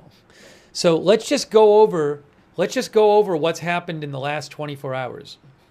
So we're covering this right now. This is the political leader of Hamas, Ismail Haniyeh. He was assassinated in Tehran, Iran, where he was there for the Iranian president's inauguration. He's normally in Qatar and Turkey. And Hamas is saying Israel did it, and that certainly is the most likely suspect. So let's assume Israel did do this. So they killed the political leader of Hamas in Tehran, Iran. And that is, earlier today, Israel killed one of the top commanders of Hezbollah in a strike, in a targeted airstrike in the capital of Lebanon, Beirut. So already, I think it was expected that Iran-backed Hezbollah would launch some strong response was going to have to launch some strong response to Israel taking out one of their top commanders and doing it in the capital of Lebanon, Beirut. But now you put this on top of that. They literally took him out in Tehran. And not just in Tehran, but when he was there, as a guest of Iran for the Iranian president's inauguration.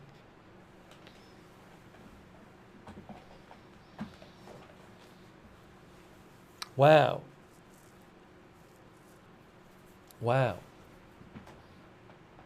You're looking at an Associated Press article, in case you didn't hear. I'm happy to announce I have reached a deal where I'm going to be able to show you Associated Press content. I am paying a bunch for that deal, but I am happy to do it, to bring it to the channel. So this is the first time we've been able to show Associated Press stuff. And that picture was taken today, and that is Haniyeh on the left, greeting the president of Iran. That picture was taken today. What does Hamas have to do with Iran? Says Donnie Van Buren. Hamas is partially supported by Iran. And again, I believe a number of Hamas figures were in Iran for this inauguration. We also don't know if anyone else was killed or injured in this action. We do not know yet if anyone else was killed or injured. Maybe somebody else from Hamas was killed or injured. We have not heard that. We just don't know. Hey, thank you so much, Doug. That is really kind of you, Doug. Really nice comment and a really nice, generous donation. Very kind of you, Doug. I'm glad you are enjoying the coverage. Thank you so much, Doug, for your support. And also our new member, Sharona. And let's say thanks again to our moderators. No matter when we come on to cover breaking news, the moderators are there. They are there. They're amazing. They're the reason that we can have chat rooms. So thanks. Havasumam is there right now. I really appreciate it. Kinetic is there. Thank you, Kinetic, on YouTube. Rusty G is moderating. Hello, Rusty. Thank you. Ruth Krafasi. And also Linda Belk and Larry on X. And also over on Twitch, Sarah, Papa Bear, and Surly Dev. And speaking of Twitch, thanks also to SJS420 and Jim1231 for your support on Twitch. And on Facebook, our moderators over there, like Paul Anderson, Kay Lowry Body, Bud Green, Margaret Riley. Huge thanks, Christina Neal, all of our moderators. Thank you so much. Wow. And thanks so much to JC Denton, our new member, and Olivia. Thanks, Olivia, for the donation. That's really kind of you, Olivia. Thank you. Thanks so much. I'll put it towards the content. David Hawthorne says, does this set the stage for a ceasefire and hostage exchange? I think it sets the stage for a ceasefire to not happen. I have a hard time thinking that Hamas is going to want to sign a ceasefire deal with Israel when Israel just assassinated their political leader. That's what I think. But I might be wrong. Who knows?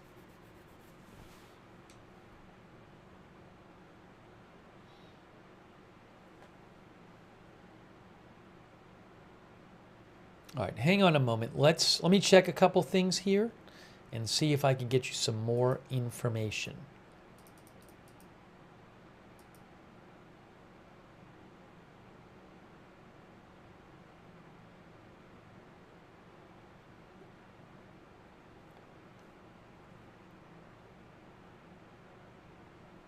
Oh, Amakai Stein mentioned this. He says, according to Itay Blumenthal of Khan News, let me go to Itay's account.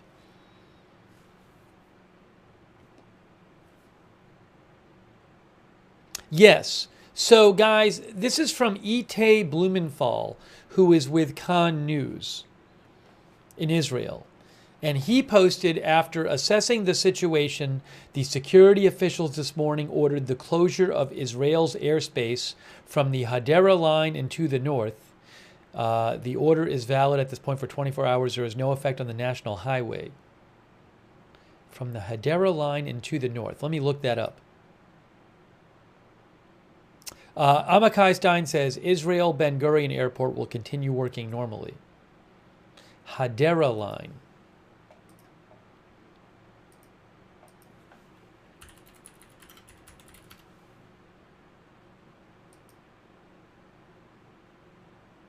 Where is Hadera in the north? I'm going to look it up right now. Some of you know. Cookie says Hadera is in North Israel. Hadera, Israel, is in the north of Israel, near Lebanon. Well, there's Hadera right there. There's Hadera. I mean, it's not right on the northern border. Haifa is north of it.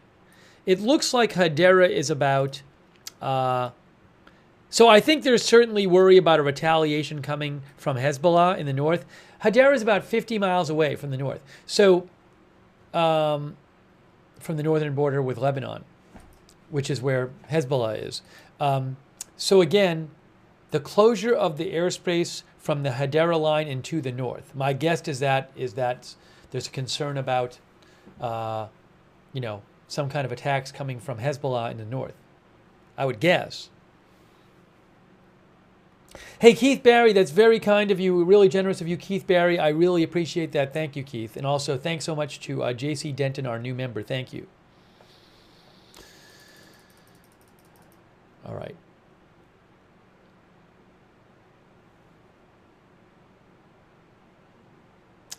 Parallel Universe, who I follow, he said that he's hearing that Hezbollah propaganda is alleging that Hezbollah is going to release an important statement shortly. Now, I wouldn't be surprised if they did, but that's unconfirmed right now.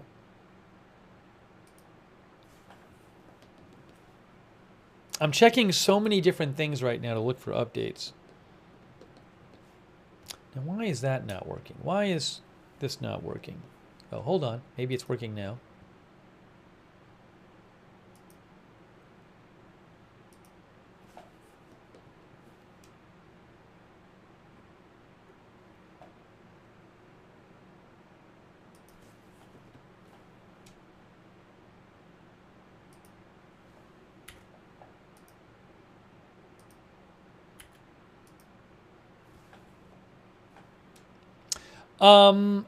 Al Arabiya reports that Turkey says they condemn the assassination of Ismail Haniyeh, who spent part of his time in Turkey. He went back and forth between Turkey and Qatar.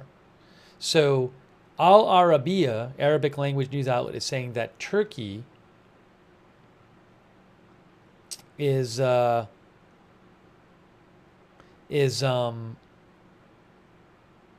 condemning the assassination. I'll check some Iranian press as well.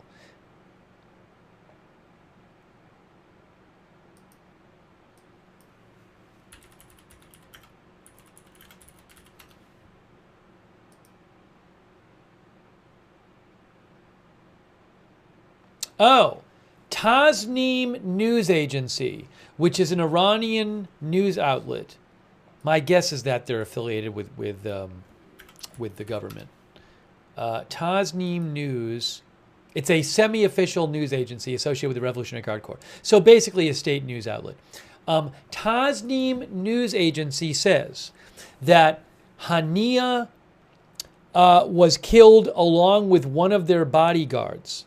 So the Iranian Revolutionary Guard Corps announced that Haniyeh and one of his bodyguards were killed when their residence in the Iranian capital, I guess where they were staying, was hit in an attack. And the attack is under investigation and results will be announced later in the day, okay?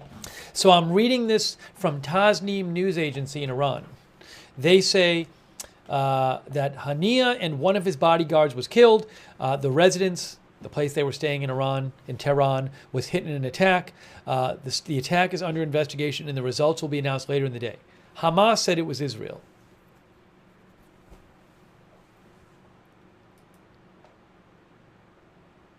Oh, and also I am looking here. Tasnim News Agency, which is Iranian state news, has an article up called Hamas says Israel's cowardly assassination of Haniyeh not to go unanswered. Hamas vowed that the Israeli regime's assassination of Haniyeh would not go unanswered.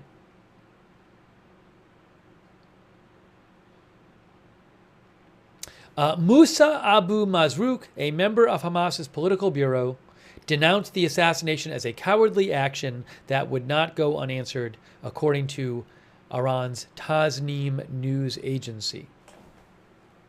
So I wanted to pass that along to you.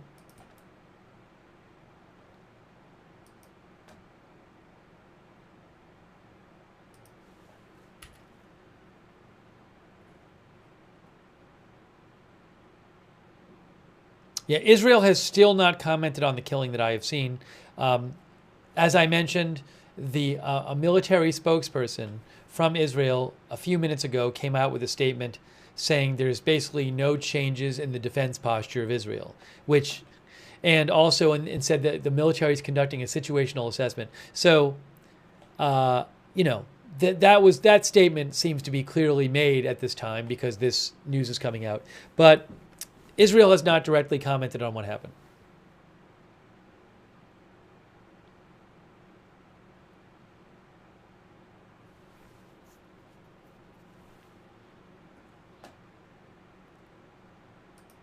Wow, what news this is.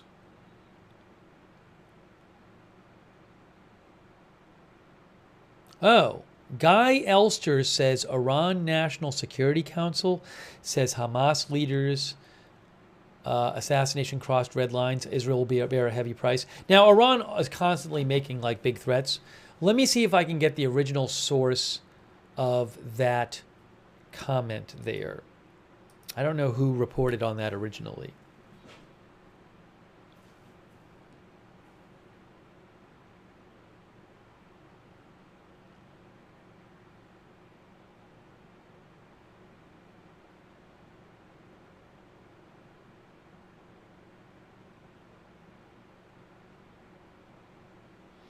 Farnaz Fasihi with the New York Times says, Iranian officials are in utter shock over assassination of Haniyeh because it also delivers a huge blow to Iran's security reputation at a time it wants to project power in the region.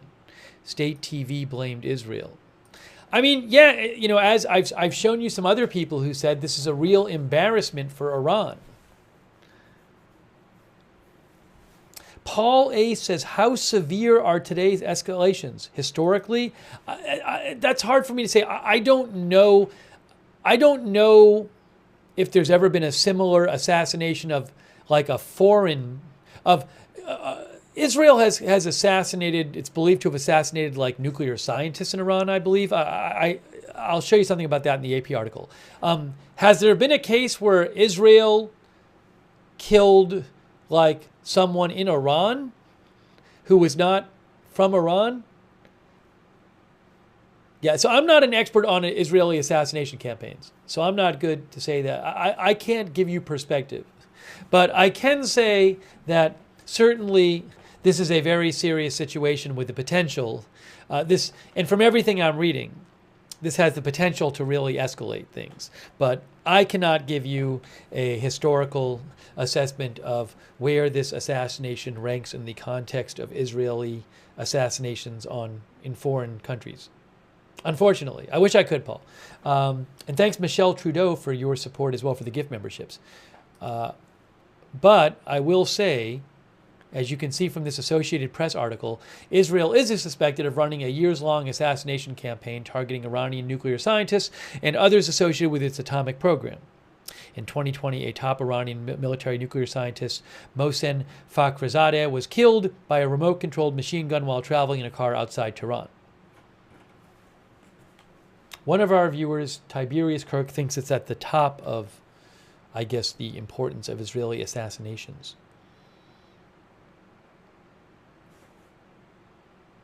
And as you can see here from the Associated Press, an Israeli military spokesperson did not immediately respond to a request for comment. Israel often does not comment on assassinations carried out by its Mossad intelligence agency. Blind Justice Entertainment thinks this is completely mind-blowing. Jeff Knowles says, definitely sends a message.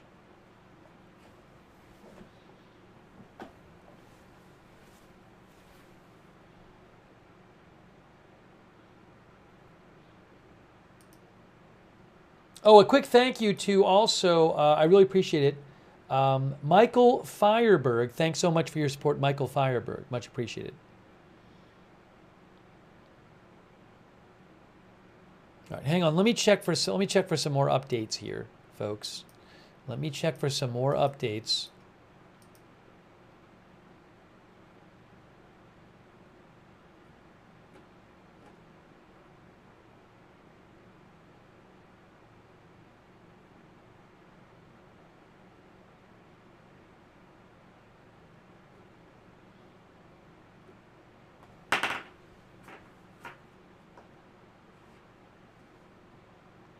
Yeah, Moshe Schwartz, who I follow, and he posts a lot of, like photos and stuff, and he's good at like finding photos and videos. Moshe said something similar to what one of our viewers said.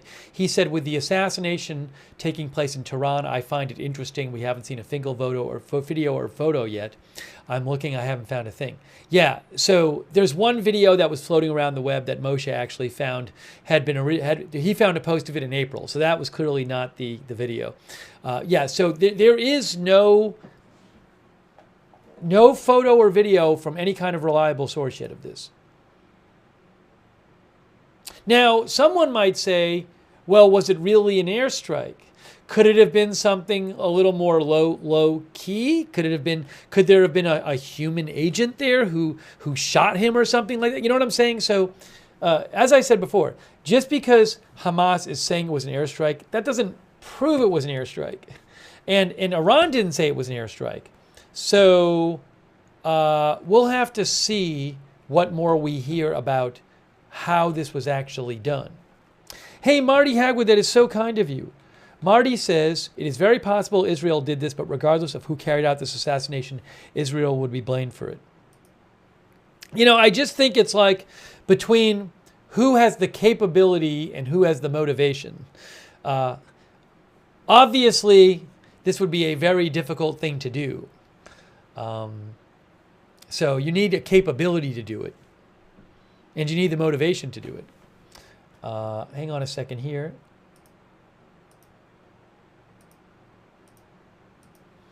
So, you know, they would be the chief suspect. But you know, that my guess is that they did it. Do I know for sure? No. But they would certainly be the chief suspect. And also they have said they wanted to kill him.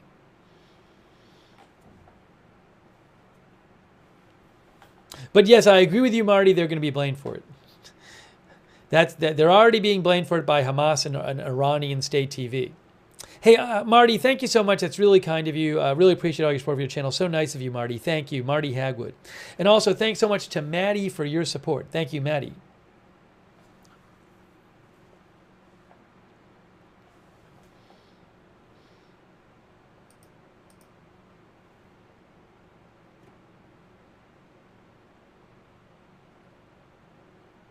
Sorry, checking some different things here. People sending me a lot of things.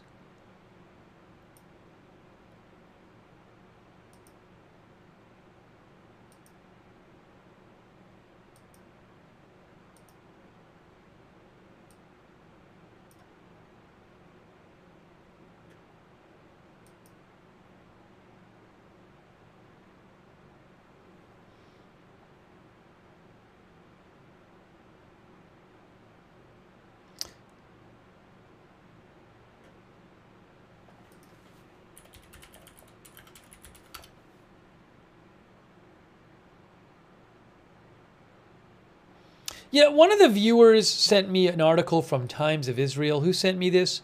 Educate Yourself, where the Times of Israel had an article saying like IDF increasingly certain Mohammed Deif died in a strike, but they've never conclusively said that he did die in an airstrike. This article is from like 2 weeks ago. So it has not been initially, it has not been announced. They said they were targeting him in an airstrike. But they have not announced that he is dead. And certainly Israel does not have a problem announcing that they've killed somebody, because we heard them do that earlier today. So just to be clear, Israel has not announced that he died.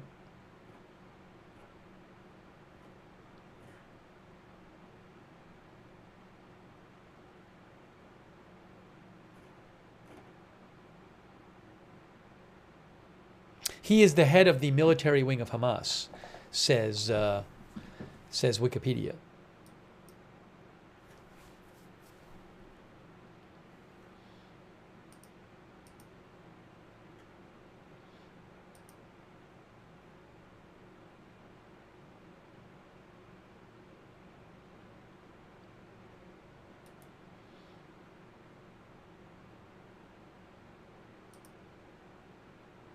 Hang on a second here.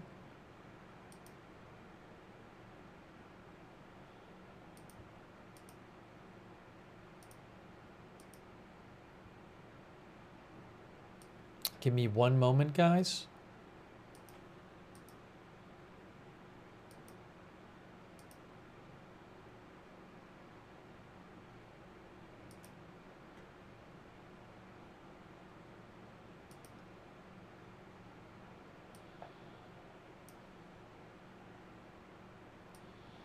Give me one moment here. Hang on a second here.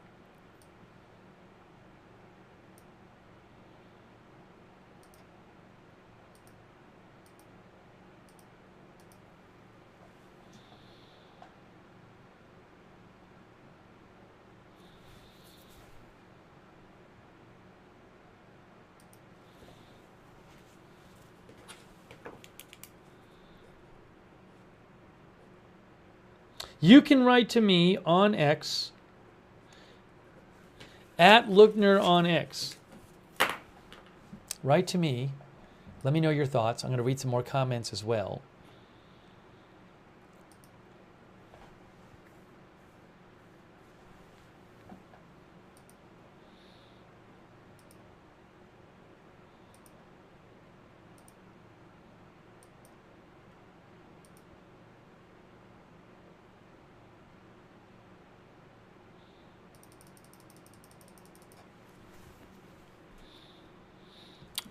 AFP reports that Russia denounces the unacceptable political assassination of the Hamas chief. Oh, Intel Doge says Hezbollah released a statement. Maybe I can get the original statement here. Hang on a second. Hold on a moment. Hold on a moment. Hold on a moment.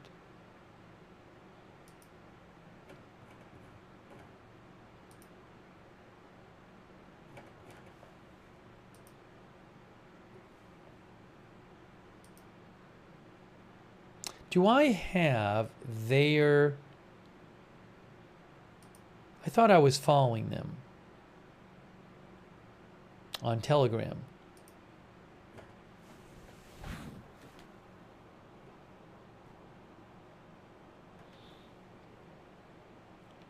I'm trying to find... Intel Doge posted what he said was a Hezbollah statement. And I am trying to find the statement myself. Ooh, hold on. I might have found it. I might have found it.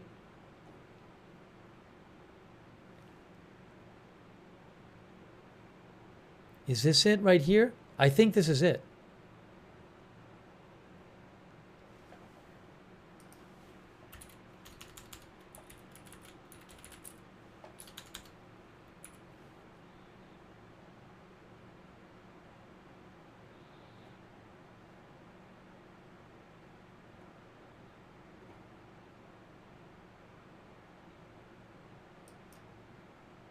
Actually, I don't know if that's it.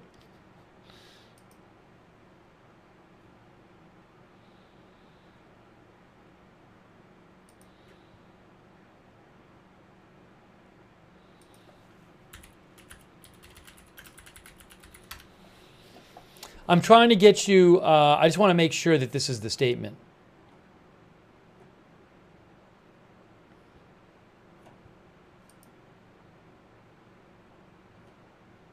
Where are people getting the statement from? Where is the statement coming from?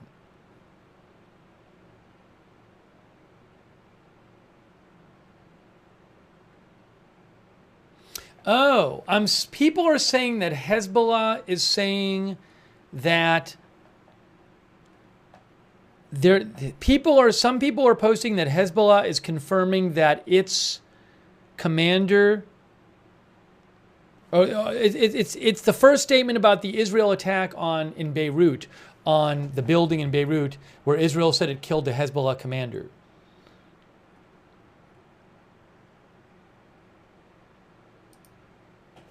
Hang on a second here. I'm going to try to find where that statement is coming from. I don't want to show it to you and then have it not be a legitimate statement. So give me one moment here.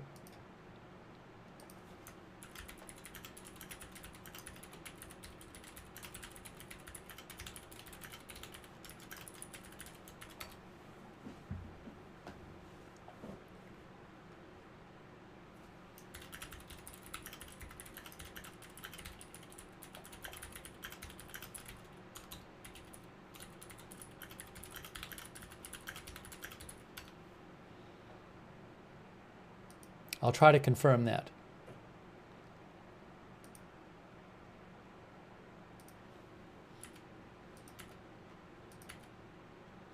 If you are just joining us, huge news.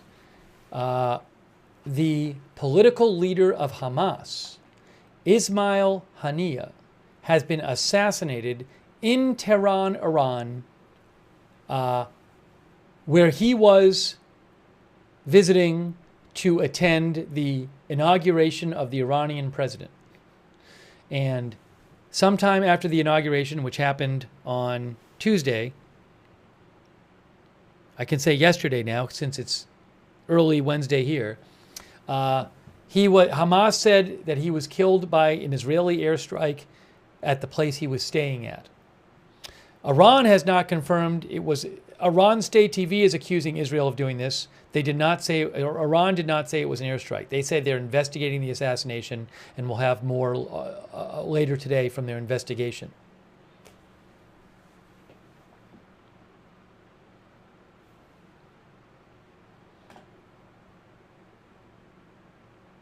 Hey, thanks, David Solovi. David says, IDF reservist here. Has it war is any day now. I hope not. Hey, thank you, David. That's very nice of you. Stay safe there. Also, thanks so much for your support. Judy Oldaw. Thank you, Judy, for your support. Also, Linda Cosma. And thanks, Linda Cosma. And thanks, Jean Romaine, for the gift memberships.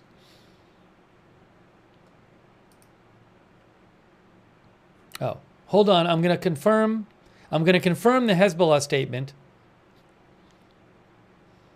Hang on a moment, folks. Iran's foreign ministry made a statement. Hold on. Just give me one moment.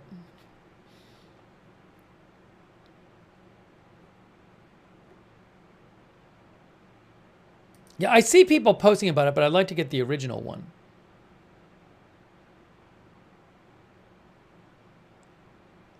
Our viewer Sweholder sent me I-24 News English.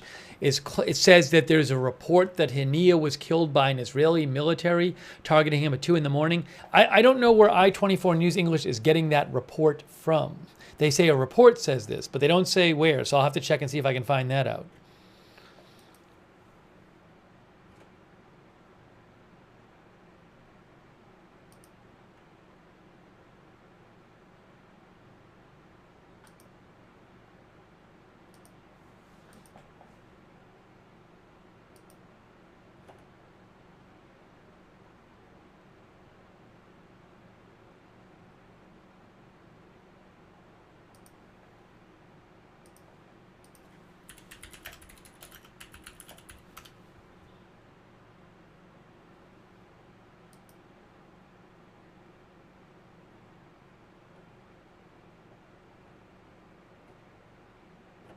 Hang on a moment, guys.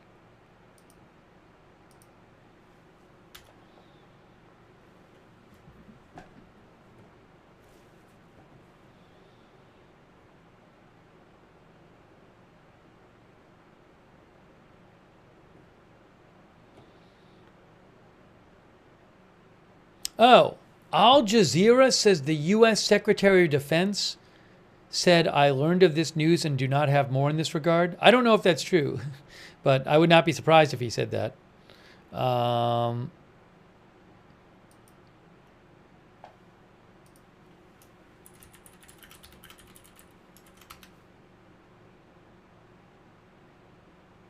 Give me 1 second here.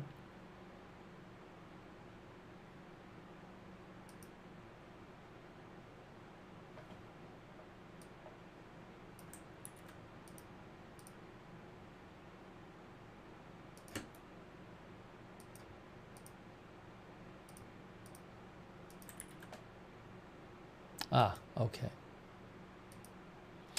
Shout out to Moshe Schwartz. I appreciate Moshe's help. Just got Moshe's help with something, and I appreciate it. Thank you, Moshe. All right. I think, by the way, give me a moment. I think I might have the Hezbollah statement for you, the original one.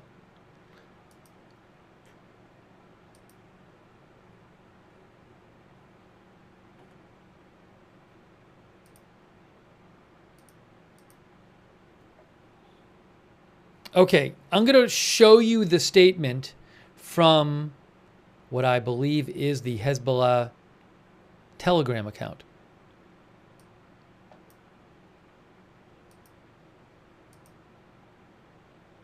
That came out. But this is about, I think it's about what happened earlier today. Here we go. Okay, so this is a statement not about what happened with the Hamas political leader. This is a statement where Hezbollah talks about what happened earlier on Tuesday when Israel said it launched a strike that killed a top Hezbollah commander in Beirut. So this is the statement which recently came out from Hezbollah about this. As has become known, Israel attacked the southern suburb of Beirut yesterday, targeting a residential building in one of its neighborhoods, which led to the martyrdom of a number of citizens, the wounding of others, and major destruction to a number of floors of the building. The great jihadist leader, brother Mr. Fuad Shukr, was present in this building at the time. Since the incident occurred, civil defense teams have been working diligently but slowly to remove the rubble due to the state of the destroyed layers, and we are still waiting for the result that those involved in this operation will reach regarding the fate of the great and dear leader and other citizens in this place so that something can be built upon as required. So Hezbollah is acknowledging this attack. They are not saying that commander is dead yet, but hours and hours ago, Israel said they had killed him.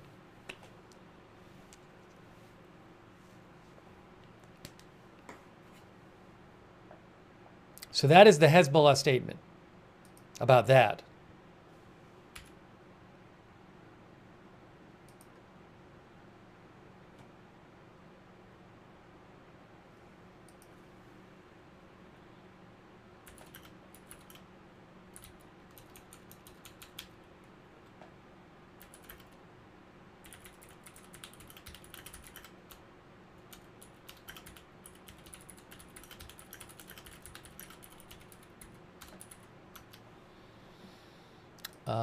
All right, hang on a second. Yeah, I'm seeing this report about, some viewers have sent me a report about what the Iran Foreign Ministry spokesman said, but I'd like to get it from the original source. Thanks, Shane Abron, for sending that to me. Let me check Tasnim News Agency. They might have it.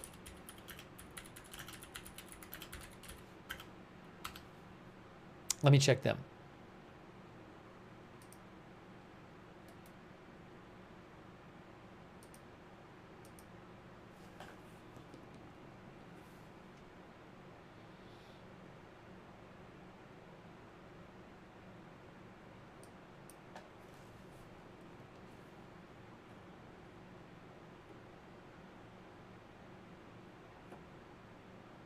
Yes, I just like to know the original source of this stuff. Somebody will say this, somebody will say X said Y, but I don't know where they're getting that from.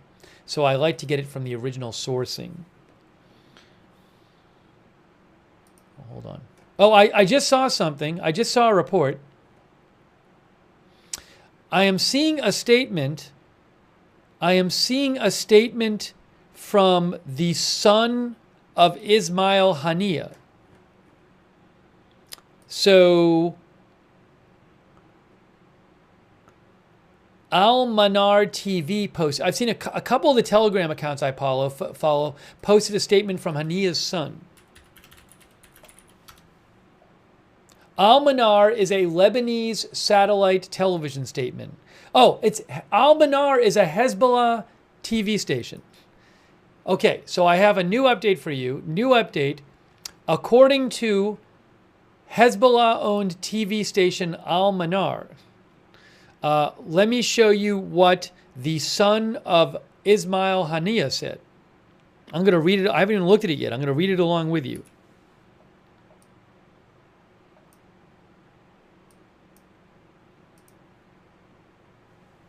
Here it is, right here. Abdel Salam, son of Ismail Haniyeh, my father got what he wished for, and we are in a revolution and a continuous struggle against the enemy, and the resistance will not end with the assassination of the leadership. All right, give me one moment. Give me 2 seconds. Hold on. Give me about 7 seconds. I need 7 seconds.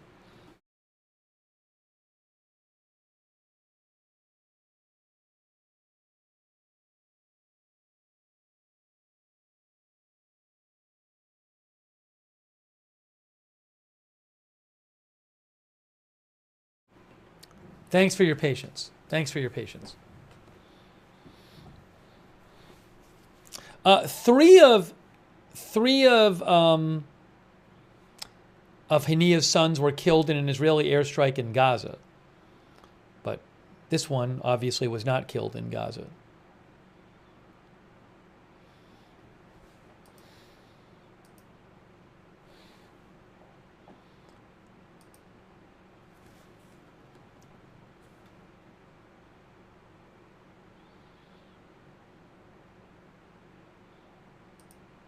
Oh, hold on a moment. So there's an account I follow in Israel. They do Israeli news on Telegram called News Before Everyone.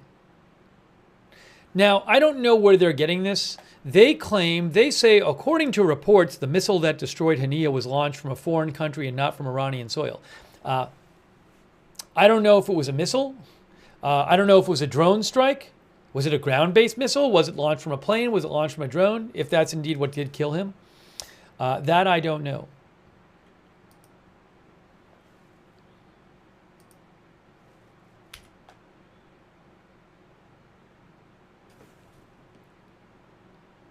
Okay, I have a Khan News. All right, I have a report from Khan News. Khan News says that Iranian Foreign Ministry spokesperson says Tehran continues to investigate the details and aspects surrounding the assassination of Haniyeh. Also, they say report Haniyeh was killed by a missile launched from outside Iran. Is that true? I don't know.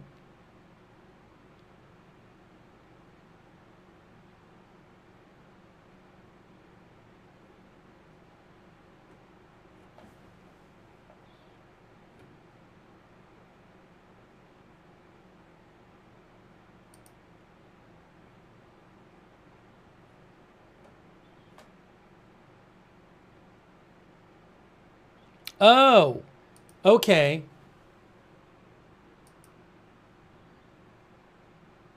So Roy Case, who is with 11 News.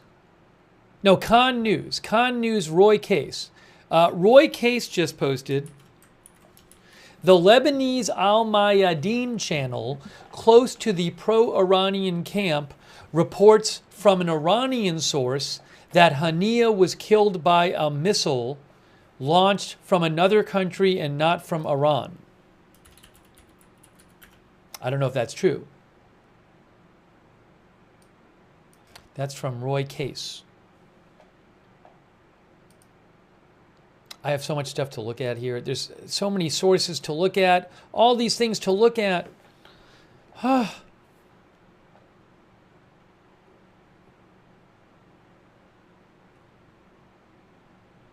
Yes, Al Jazeera reports that Iranian media are saying that Haniyeh's assassination was carried out via a missile launched from country to country and not inside Iran. So, I guess the idea is somebody could be inside Iran. How would it be launched from inside Iran? I mean, I get there could be somebody like secret special forces on the ground that launch it. But I don't know if a drone flying above counts as from Iran, from inside the country. But anyways, these are just reports. I'm just passing this along. Okay, Al-Mayadeen, which is that is a Lebanese channel, I believe. Let me give you another report from them. There's so much going on right now.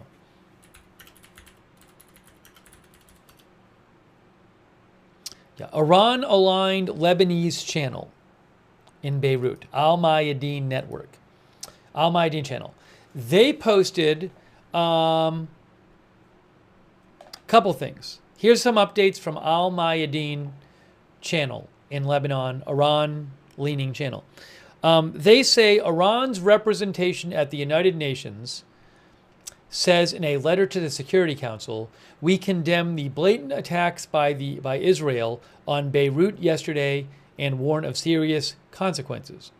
Also, an Iranian source tells Al-Mayadeen that the assassination of Haniyeh via a missile from abroad means aggression against Iran and calls for an inevitable response. Also, a spokesman for the National Security Committee of the Iranian Shura Council said, the assassination of Haniyeh is a cowardly act and its perpetrators will undoubtedly receive a response.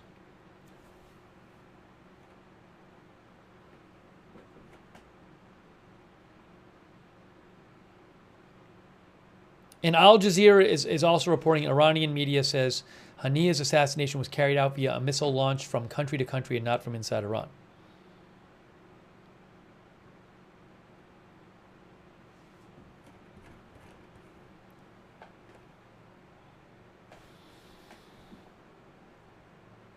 Hold on a second here.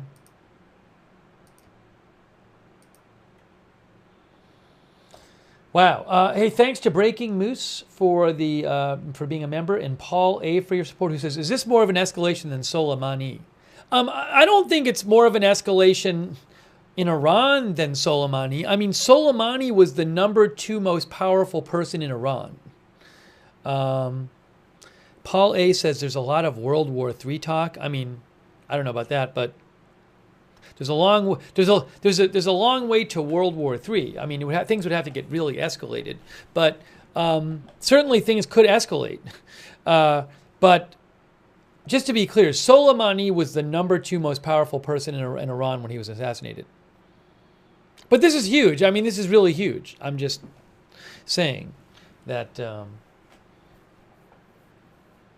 And also, that was done by America. This was apparently done by Israel. So this is an enormous deal. Right. Now, as Jason says, one difference is this was done on Iranian soil in the capital, whereas Soleimani was done in Iraq. That's true. But thank you, Paul A. And David Solovi. Thank you, David, for your support. David thinks we are preparing for... Oh, David is in Israel, I think. David says, he's an IDF reservist. He says we are preparing for a direct strike on Israel from Iran, not pretty. And thank you, Minxie, for the gift memberships. Let's just go over... Thanks, Minxie. Let's go over what happened for a second. Let's just take a step back. Let's take a step back, everyone, and go over what happened. Hey, they've updated their article on AP. One thing that's happened is I have reached a deal with AP to pay them in exchange for using their content, which I'm very excited about. And this is the first stream we've been able to do it. So I'm excited about that. Okay, so this is huge news. The political leader of Hamas, the head of its political wing, Ismail Haniyeh, has been assassinated in Tehran, Iran, where he was visiting today, well, I guess yesterday, to go to the inauguration of the Iranian president.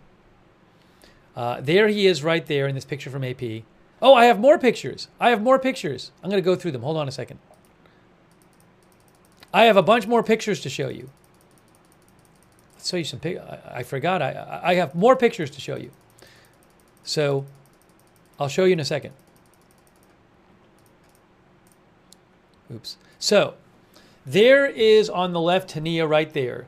And he is, in this photo from the day he was killed, he is talking to the Iranian president. So, but this, so just to be clear, this headline's about the previous thing, but hold on. Why did they switch the headline of this? Let me get you the one with the correct headline. I want to show you the pictures too. It's weird. They like updated this story, but they changed the headline to this. Yeah, here's the original story.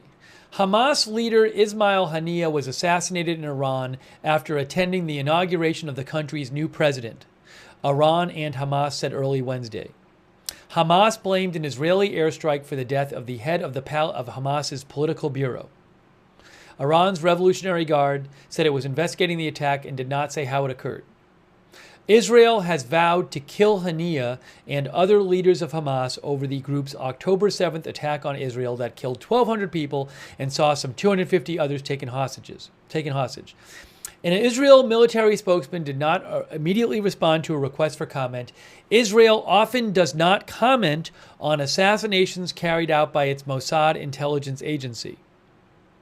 Hamas said Haniyeh was killed in a Zionist Israeli airstrike on his residence, I assume where he was staying, in Tehran, after he attended the swearing-in of Iran's president on Tuesday, along with other Hamas officials and officials from Hezbollah and allied groups. It's a big get-together there. Haniyeh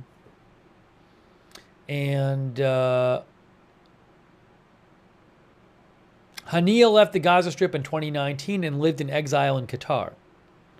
The top Hamas leader in Gaza is Yahya Sinwar, who masterminded the October 7th attack. In April, an Israeli airstrike in Gaza killed 3 of Haniyeh's sons and 4 of his grandchildren. The killing of Haniyeh comes just hours after Israel carried out a rare strike in Beirut, which it said killed a top Hezbollah military commander, Fuad Shakur. Hezbollah has not confirmed Shakur's death, but we saw Hezbollah, I think, did say he was in the building, and they're trying to figure out if he died. They released a statement like in the last hour. Okay, so, and by the way, here's some photos here from AP. Let's look at these. That is a photo from the 30th. So that's the day he got killed. And it was a photo from the Iranian presidency office of Ismail Haniyeh meeting with the president of Iran. Okay, there is a photo of Ismail Haniyeh. I could get these without I can download them and then show them without the Associated Press mark on them, but it's just faster to do it this way. So I'm showing these. In other cases, I'll download them, but for now, I'll just show them like this. There's Haniyeh, and that's him a few years ago. There is Haniyeh on March 26th. There is Haniyeh. That's today. Haniyeh flashes a victory sign as he is surrounded by a group of Iranian lawmakers after the conclusion of the swearing-in ceremony of the Iranian president. So that's him today. Well, yesterday, the day he was killed, hours before he was killed. There he is as well. That's at the inauguration. There he is. There he is, prior to the inauguration ceremony that happened Tuesday. Wow. And there he is at the inauguration ceremony. That's him arriving at the inauguration ceremony, just hours before he was killed. These are all from Associated Press. Haniyeh sits next to the deputy leader of Hezbollah, second left, that's him, and the leader of the group Palestinian Islamic Jihad on the left here, during the swearing-in ceremony of the Iranian president, this is hours before he was killed. And then this is a picture of Haniyeh right here.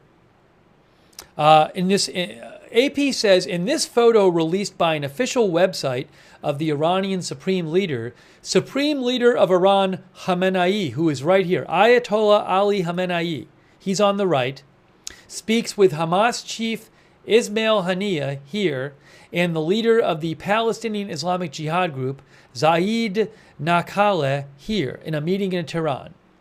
And a portrait of the late Iranian revolutionary founder Ayatollah Khomeini is on the wall.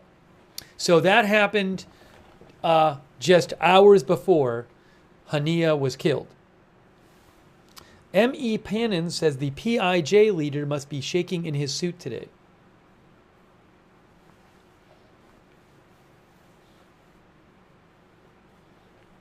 So just he was literally meeting with the supreme leader of Iran, and just hours later, killed. Wow. Crazy, crazy, crazy news. Roberson says this just shows they could easily get Khomeini too if they wanted to. I mean, you mean Khamenei, yes. But in theory, I mean, lots of countries could kill other countries' leaders. It's just there'd be such an outrage and cost of doing so, and then you risk having them kill your leader and stuff. But but something again I'm not sure about is, it sounds like, from what I'm hearing from experts, it sounds like this is a case where. So what I said before is, how much was Haniyeh killed because Israeli intelligence did some incredible job of figuring out where he was in Tehran and in Iran, where they normally couldn't figure that out? Or would Israel normally know where he was? They would just never want to do such a provocative thing in Iran. Because remember, Haniyeh is normally in Qatar and Turkey. And my understanding is that Israel would never try to do an assassination like this in Qatar or Turkey. So what I don't understand is, did Iran think this was like off limits? But from what I'm seeing experts saying, they're saying that this seems like an intelligence, that this seems like an Iranian failure to keep the location secret. I think the latter. When you say I think the latter, what are you saying? I forget what my two choices were. It sounds like some of our viewers think that Israel would not normally have done this. Is that what you're saying?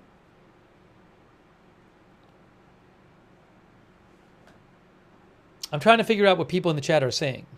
Because you said the latter, but I don't know what you're referring to.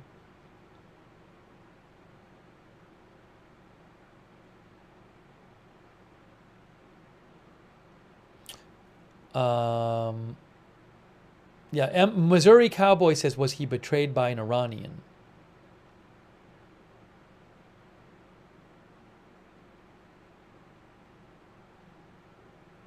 Danny G says he wasn't hiding. Yeah, that's what I don't understand. Was Haniyeh, when Haniyeh went to Iran, was in his mind, was he like, okay, I gotta not let Israel know where I'm staying here, because they'll kill me here? Or was he just like, I'm going to Iran, Israel's never going to kill me in Tehran? So I honestly don't know which it was. Shivani says it was obvious where he was.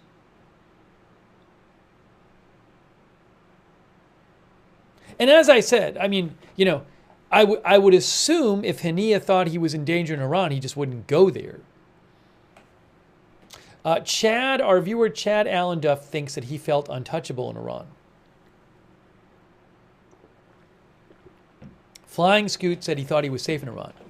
But if that's true, did he think he was safe in Iran because Iran would protect his location? Or did he think he was safe in Iran because, Israel's never going to do this?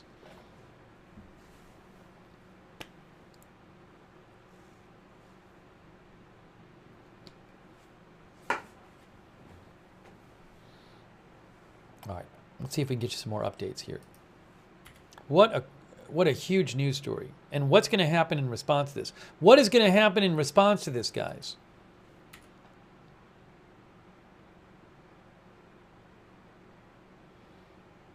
I have an update. So I'm doing like a trial with Reuters. So we'll see if we continue using the Reuters articles. But for now, I can use the Reuters articles. So I want to show you a couple things that Reuters is reporting here. Look at this. Russia calls killing of Hamas leader unacceptable political murder, according to Russian state media RIA Novosti.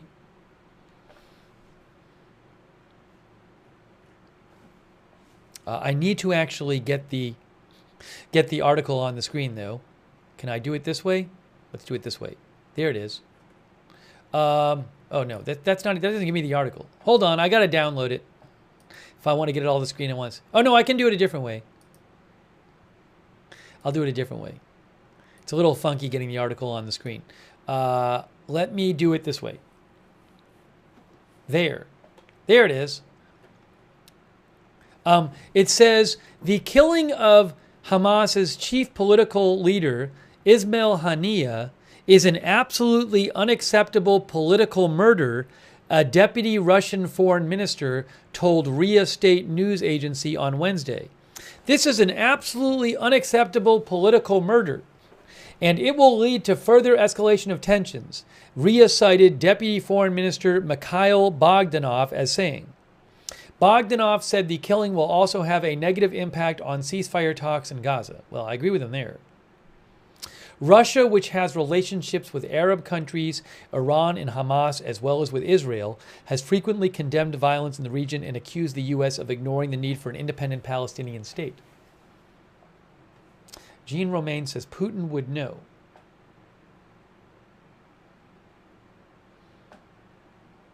Jay King says Russia can't say nothing. hold on. I have another thing to show you too.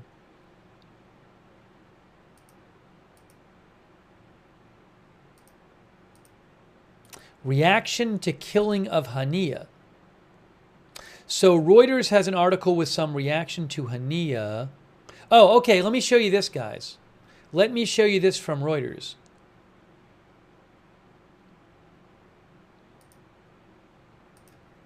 I'm pulling up the Reuters story right now.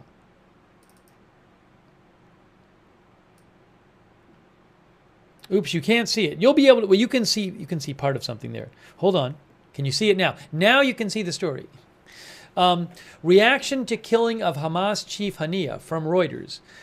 We read you the quote from the Deputy Foreign Minister of Russia. Senior Hamas official, this assassination by the Israeli occupation of Brother Haniyeh is a grave escalation that aims to break the will of Hamas and the will of our people and achieve fake goals. We confirm this escalation will fail to achieve its objectives. Turkish Foreign Ministry says, Hamas is a concept and an institution and not persons. Hamas will continue on this path regardless of the sacrifices. Oh, I'm sorry. That sounds like it's, no, this is part of the Hamas quote. Sorry. The Hamas official says Hamas is a concept and an institution and not persons. Hamas will continue on this path regardless of the sacrifices, and we are confident of victory. Turkish Foreign Ministry says, we offer our condolences to the Palestinian people who have given hundreds of thousands of martyrs like Haniyeh in order to live in peace in their own homeland under the roof of their own state. It has been revealed once again that the Netanyahu government has no intention of achieving peace. This attack also aims to spread the war in Gaza to a regional level. If the international community does not take action to stop Israel, our region will face much greater conflicts. That is from Turkey, who said that. And then a veteran Thai politician and former Gaza hostage negotiator, Arifin Utarsin, said, this assassination is very serious because it occurred in Iran. It shows that Hamas's opponents can strike anywhere. Assassinating the Hamas leader will make negotiations and de-escalation more difficult. Things will become more violent and the situation will worsen. It will not improve. So that is from Reuters, some different reactions to this assassination of Haniyeh.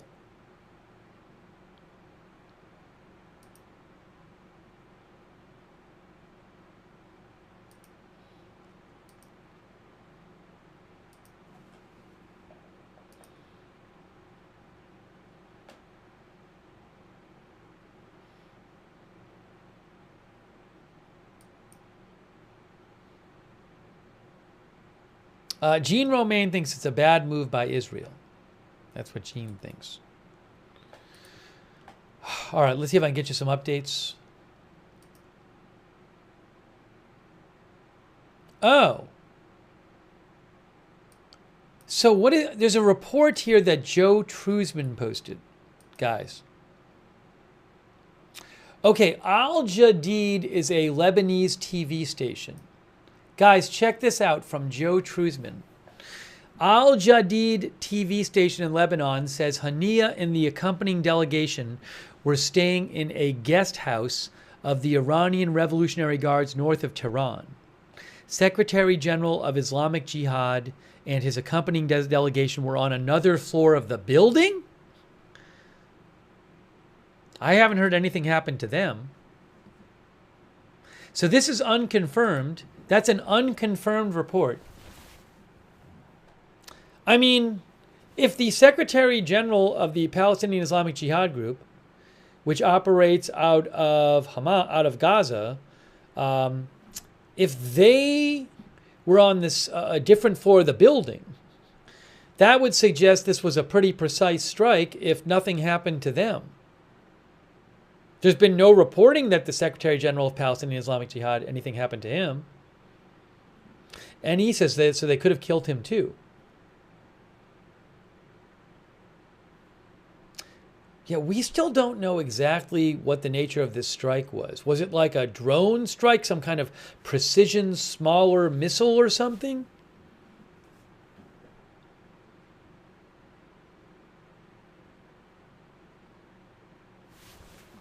Now, we don't know if that's true, but it certainly sounds plausible.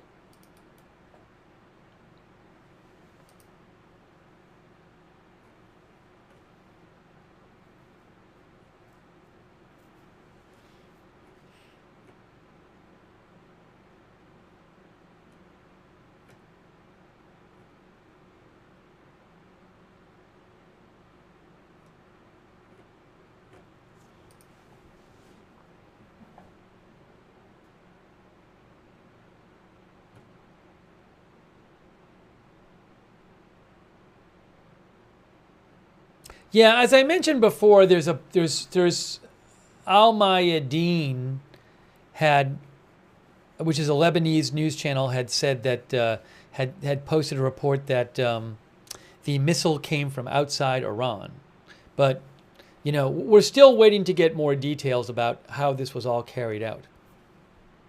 Hey, thanks Planet Rococo for your kind words. Said they're excited about the AP deal. Me too. I think it's going to be really cool to have that stuff.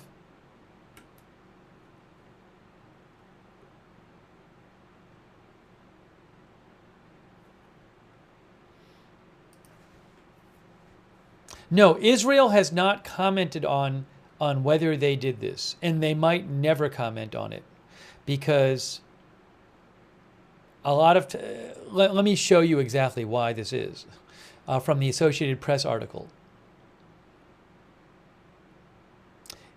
Israel often doesn't comment on assassinations carried out by its Mossad intelligence agency.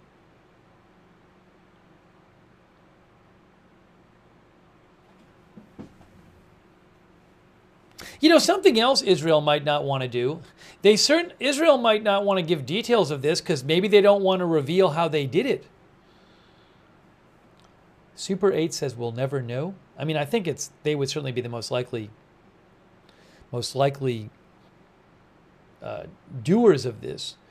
Mindcrime thinks it was probably a bladed missile, no warhead. Look, I mean, if Haniyeh was, it's entirely believable.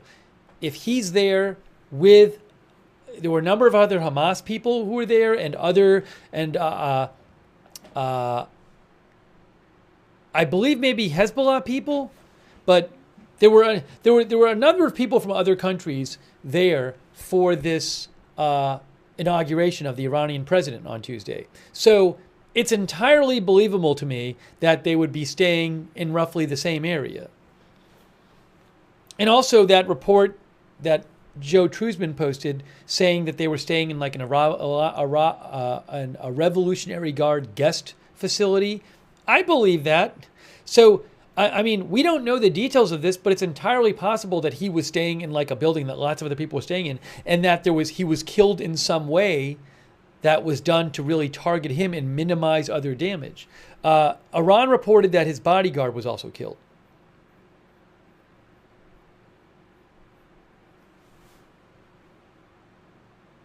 Gregory Albright says sends a message to the survivors. It could turn out that this might be something when you hear how it was done, you're like, oh my gosh, that's like crazy. I mean, remember the remote control machine gun. AP mentioned that in their article. They said in 2020, a top Iranian military nuclear scientist was killed by a remote-controlled machine gun while traveling in a car outside Tehran. And that was believed to be Israel.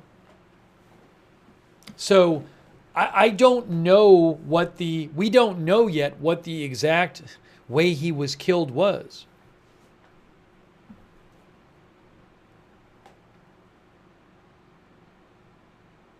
Right, now Dinar says, sounds like someone had eyes on him. Israel had to figure out where he was staying, right? They had to know exactly where he was staying. So they got that information somehow. Mark G says, I wonder how much this will escalate things. Wow. Hey, thanks, Mark G, for being a member.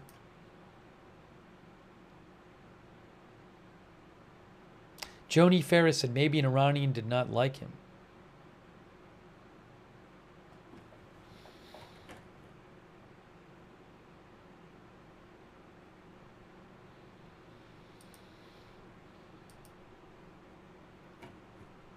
Richard Long says, why are there no photos and videos coming out of Tehran yet? Look, I'm sure there are photos and videos of the actual scene. Why they're not coming out yet, that I can't tell you. I don't know. If this was at some kind of sensitive guest facility, the only ones who would have photos and videos would be people who are like in the Iranian military or something. So they might not be posting stuff to social media. I don't even know if it was a big explosion or not.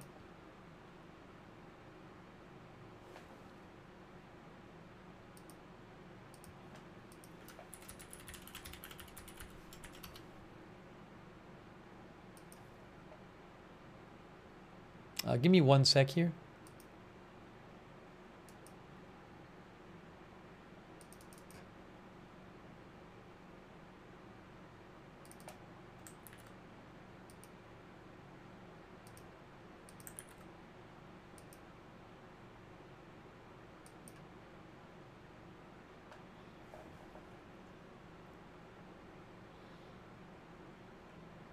Just give me 1 more second, sorry.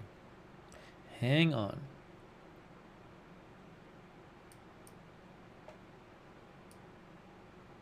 Thanks for your patience. Thanks for your patience.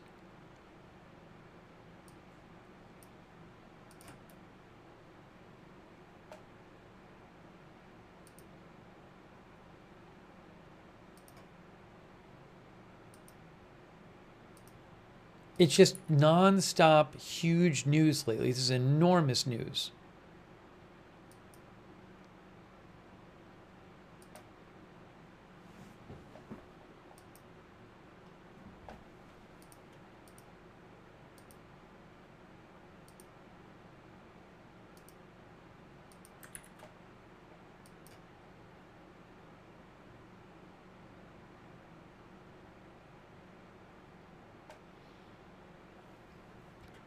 Excuse me.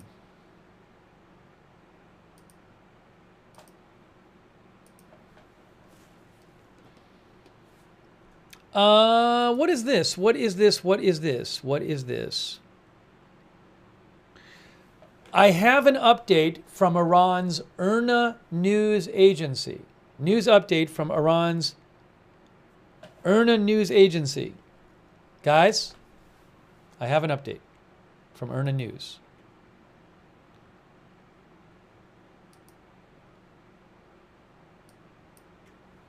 I believe they are a state news agency. I'm going to read it to you right now.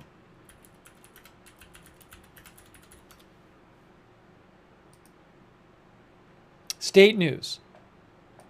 Iran's IRNA news agency says Haniyeh's residence was hit by an airborne projectile. At around 2 a.m., the residence of Ismail Haniyeh was hit by an airborne guided projectile in northern Tehran. Further investigations are underway to determine the details of this terrorist operation, especially the position from which the projectile was fired.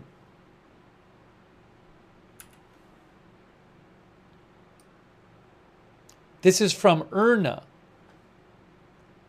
Iranian state media.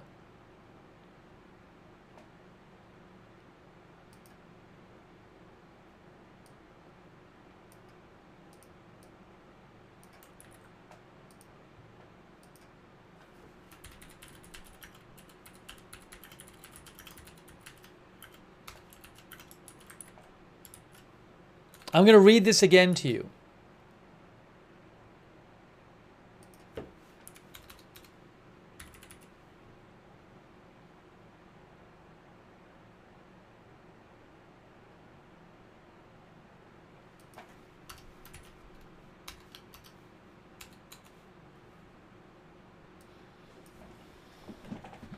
I'm going to read this. So this again, this is a new statement from Iranian state media, IRNA, I-R-N-A. Let me read you once again what they just said. They said, Haniyeh's residence was hit by an airborne projectile. When they say residence, I think it's not the permanent residence, it's where he was staying when he was visiting. He was visiting Iran to go to the inauguration of Iran's president. IRNA says at around 2 a.m., the residence of martyr Ismail Haniyeh was hit by an airborne guided projectile in northern Tehran. Further investigations are underway to determine the details of the terrorist operation, especially the position from which the projectile was fired.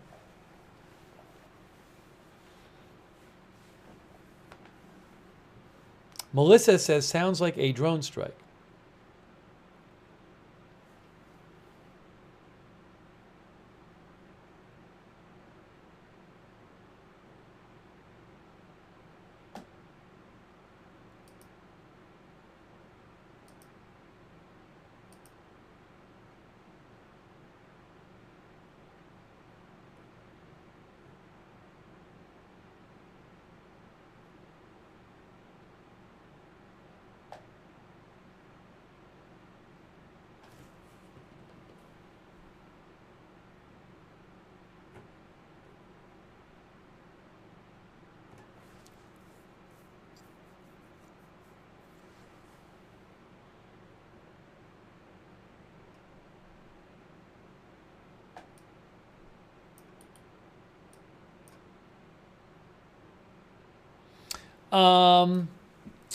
Al-Hadath, which is a popular Arabic language news outlet, they report that the editor-in-chief of an Egyptian newspaper, Al-Aram newspaper, said, the assassination of Haniyeh is an embarrassment to Iran, a failure, and will weaken it in front of its supporters due to its failure to protect him.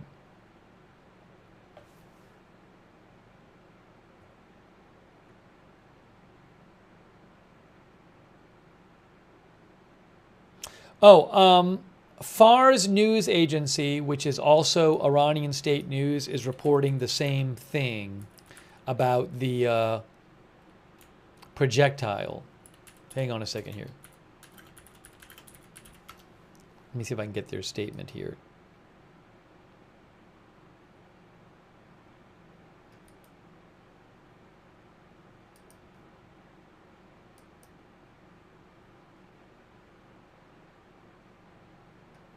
Hang on. Why is...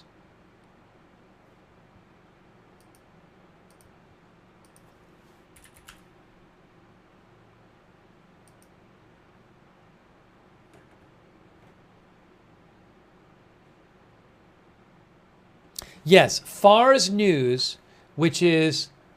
hold on. Hang on a moment here. Which is Iranian state news, I believe. Fars News. I'm going to read you their statement.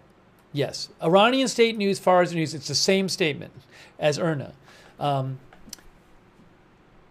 no.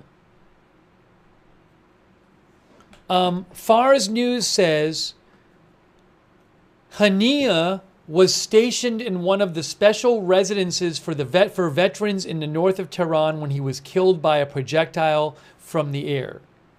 And it happened around 2 a.m. Okay, so I'm gonna read you this again, but this is from Fars News from their Telegram.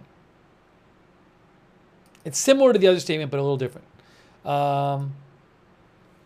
Iran's Fars State News Agency. The assassination of Ismail Haniyeh happened around 2 a.m.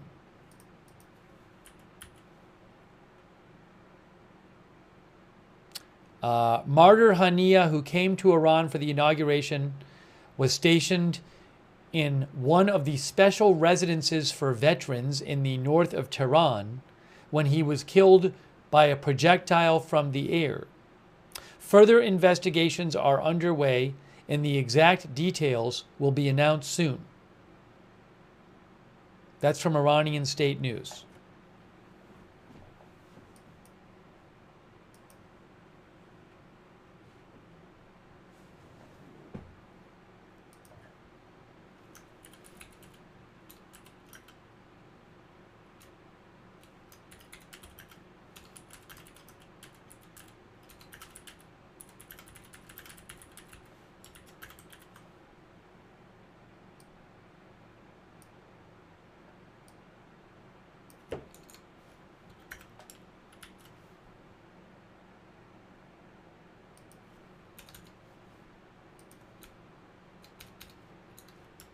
I'm just posting that last part. A projectile from the air.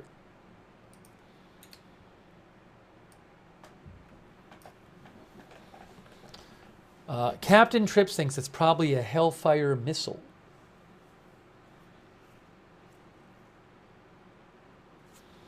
Wow.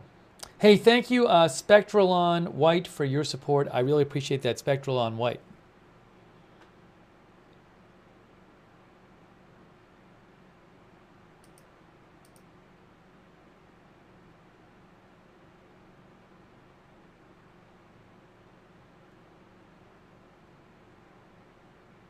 Our viewer Noel thinks this could cripple Iran's influence. Thank you, Noel, for writing in.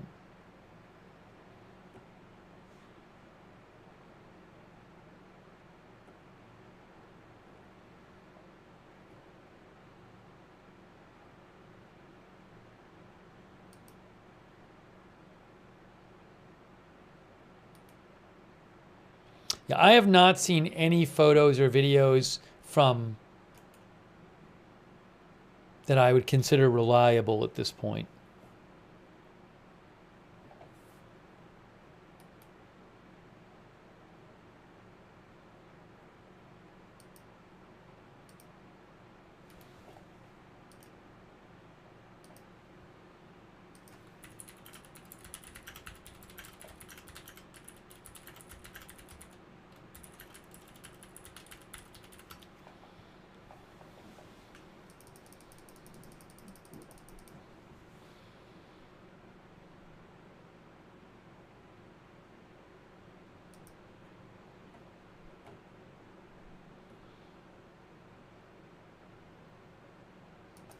This is interesting. Michael Horowitz, who I follow, he's a international security expert, says a reminder that the suspected Israeli strike took place as Iran had invited many of its regional allies and proxies, who may no longer feel safe in Tehran. It sends a message to the whole of Iran's axis of resistance as well as the Iranian leadership itself. It's a good point. I mean, there were people from Palestinian Islamic Jihad there. There was plenty of Hamas people there. This was, like I said, it was like a big get-together. It was a big get-together for the Iranian president's inauguration. And then just hours after it ended, in Tehran, the political leader gets assassinated. The political leader of Hamas gets assassinated. Pre-breakfast banana says Iran government gave him a residence but didn't protect it.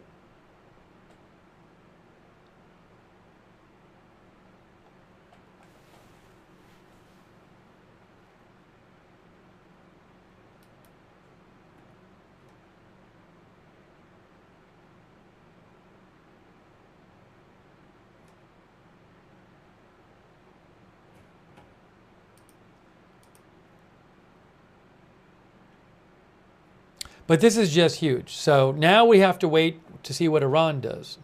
And also what Hezbollah does after Israel said that they killed a top Hezbollah commander yesterday in Beirut. We'll go a few more minutes here. There's just so much news. There's so much news. Oh my gosh, it's crazy. It's just crazy. But this is such a huge story.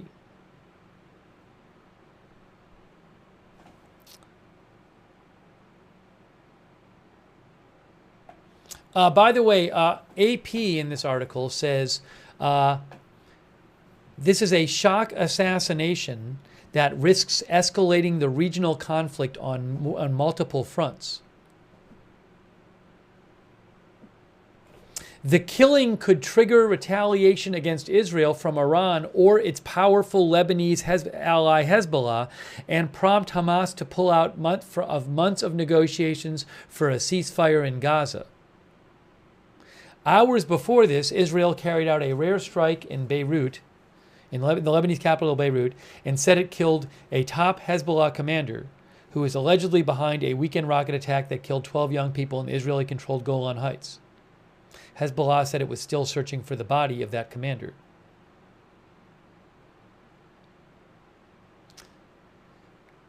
Again, Israel, the political head of Hamas is Ismail Haniyeh, assassinated in Tehran while he was there for the Iranian president's inauguration. And Hamas is blaming Israel. And Iranian state TV is blaming Israel.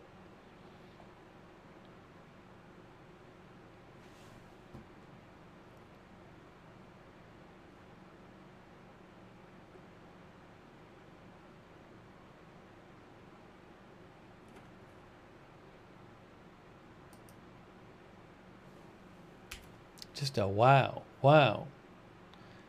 Jean Romain thinks in 2 days the Middle East will be on fire.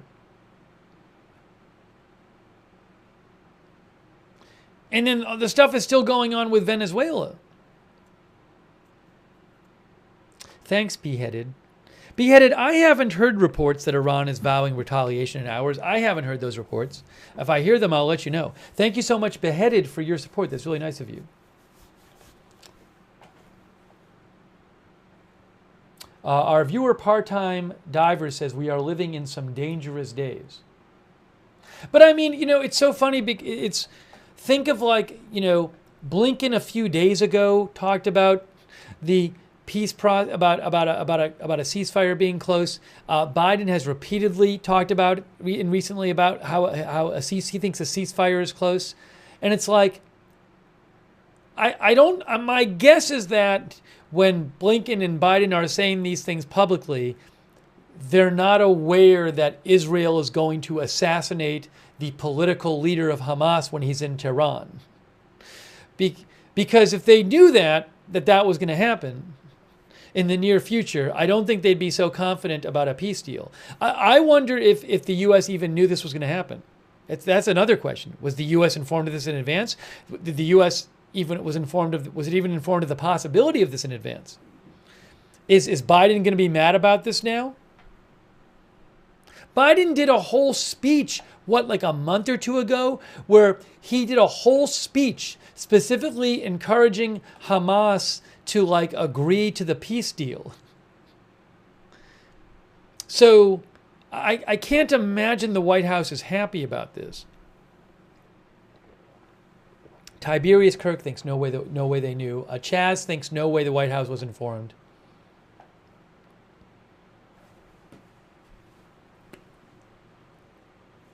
It doesn't look. It's not a great. I mean, it kind of makes the White House look a little silly because they're out there for weeks and months talking about this ceasefire deal. Which again, I don't blame. I mean, I'm guessing they didn't know about this.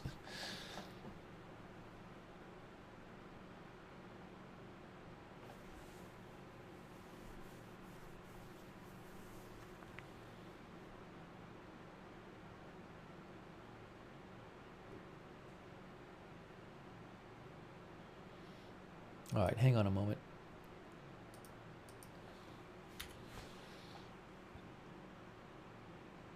Zeus Alliance says an invited guest and he gets assassinated while their head of security resigned. Well, I don't know if there's it's not just the security involved is multifaceted. Israel had to know where he was staying, but also it had to be a place that's vulnerable to some kind of drone attack or something like that. So, I mean, I don't know how much of the security was, well, Israel was just never going to do this. I don't know how much they were trying to conceal it.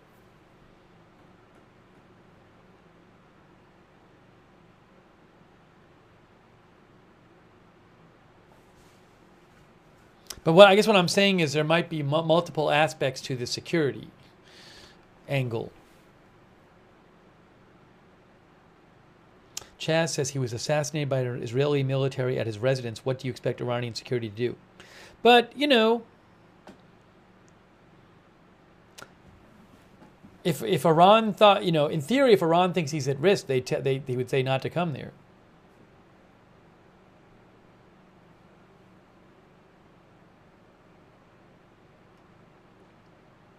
But as I said, not to keep repeating myself, but I don't know to what degree Iran and Haniyeh assumed he was safe because he's in Tehran, and to what degree they were thinking, Israel would never attack him here.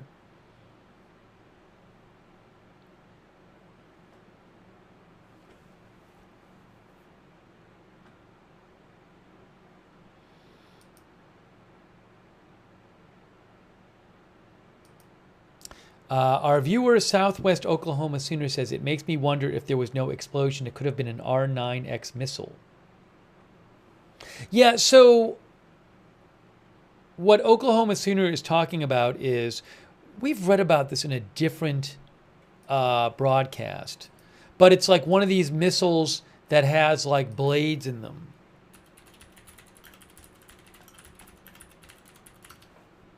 Yes, so here's an article from Wikipedia. The AGM-114 Hellfire is an American missile developed for anti-armor use, later developed for precision drone strikes against other target types, especially high-value targets.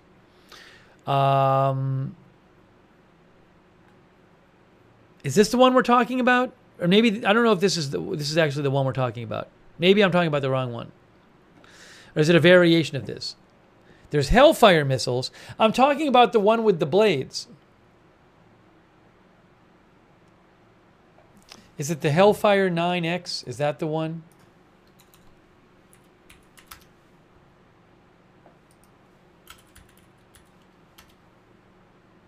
Oh, I think it was in that article, actually. Let's see if I can find it. Here it is, right here. The Hellfire R9X is a Hellfire variant with a kinetic warhead with pop-out blades instead of explosives, used against specific human targets. Its lethality is due to the 100 pounds of dense material with 6 blades flying at high speed to crush and cut the targeted person. It's also been referred to as the Ninja Missile and the Flying Ginsu, says Wikipedia. It is intended to reduce collateral damage when targeting specific people. So I don't know that this was used.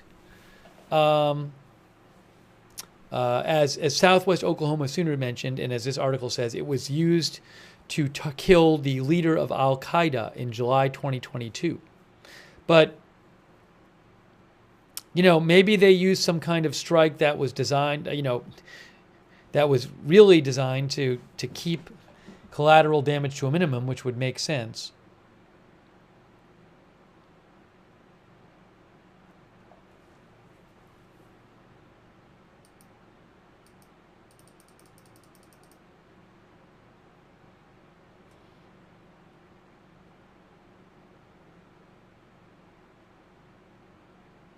This is, you know, I've seen a couple people talk about this as well. So Amakai Stein posted this. I saw somebody else posted this. Rajip Soilu posted this. So I don't know if this was the report, but a couple people like Amakai Stein have found this post of this person. Ojiwan Kazuni 8 hours ago said north of Tehran, the explosion was far away. So did this person actually hear the explosion when it happened? I don't know.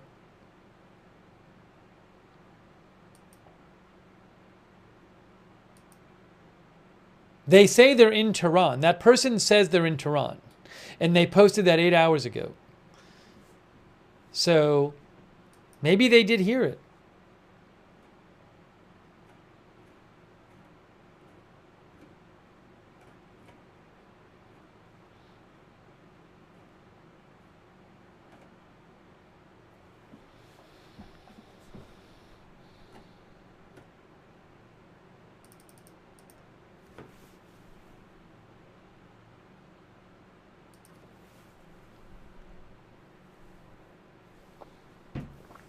All right.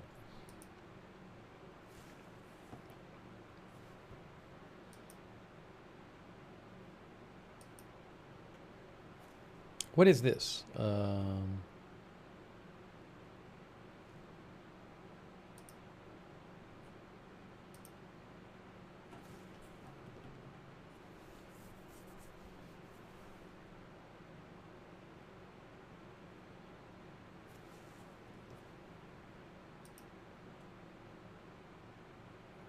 IRNA state news agency, Iranian state news agency IRNA says the Lebanese Prime Minister Najib Mikati says, we condemn the assassination of Haniyeh and see a serious risk of expanding the global concern and danger in the region. Leon Galliano thinks this was a Reaper drone with Hellfire under the wing.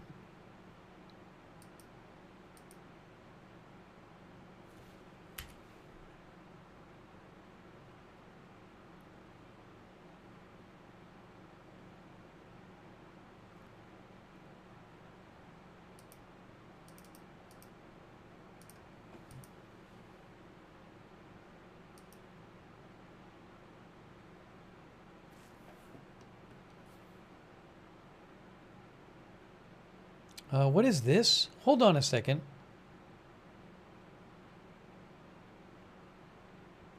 Hang on one moment.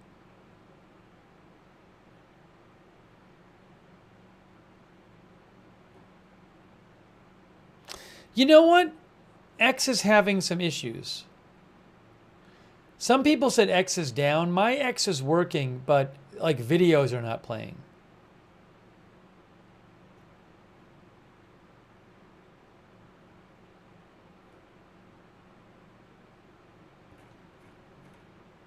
Like videos and photos are not working on X right now that I'm seeing.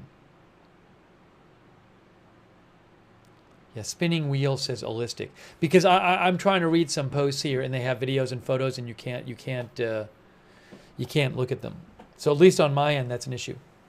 Oh, thanks so much to Leon Yoder. Leon thinks it shows nobody takes the Biden administration seriously. Hey, thanks Leon Yoder for your support. I really appreciate that. Hey, let me thank our moderators who are here. Oh, a down detector showing a major X outage. Hang on a second here. Ruth Krafasi's moderating. Thank you, Ruth, very much. Oh, I just one of the pictures started working. Thank you, Ruth, for moderating. Linda Belk and Larry on X. Thank you. Over on Twitch, Idaho Star, I got that fire. Sarah Papa Bear, Surly Dev. Kay Lowry Body, Margaret Lally, Paul Anderson on Facebook. Bud Green, thank you. Christina Neal, thank you. I'm kind of going on fumes now because we did a whole 7-hour stream earlier today. But got to cover this news. This is huge news.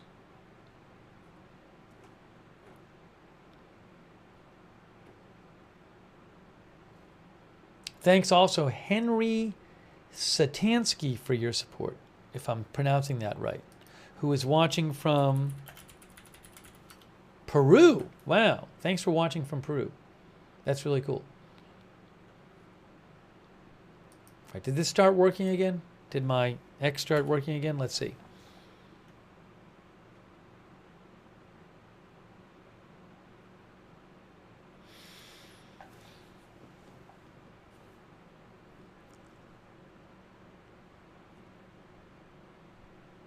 So it's on. I just saw Al Arabiya posted a picture of, I guess, Haniyeh's bodyguard or companion. Not a picture of him after being killed, but they said this is the guy who was with him. But I can't confirm that.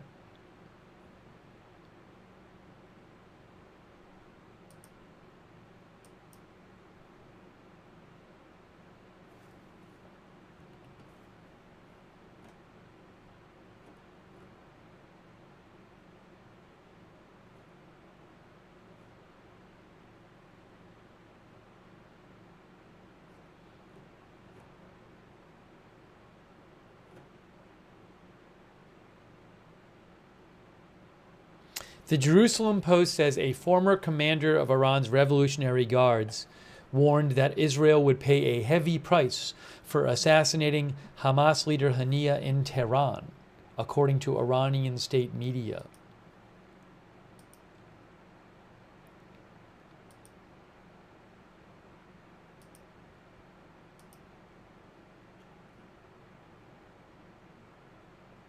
Oh, I'm seeing a report about, I've seen this report twice now. The New York Times says, and somebody else said it too, that Secretary of Defense Austin was asked about whether Israel was involved in the killing of the Hamas leader in Iran. And he said, I don't have anything for you on that.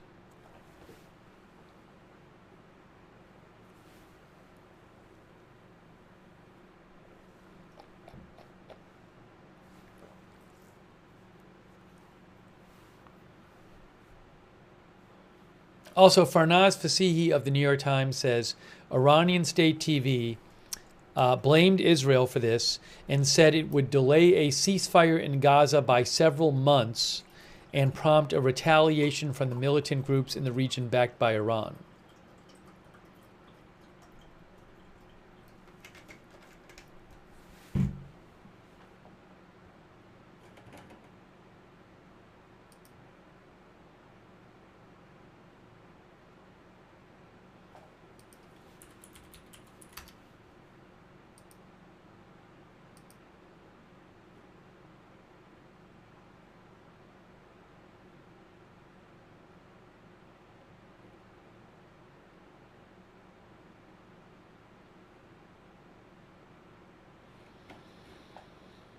All right, guys,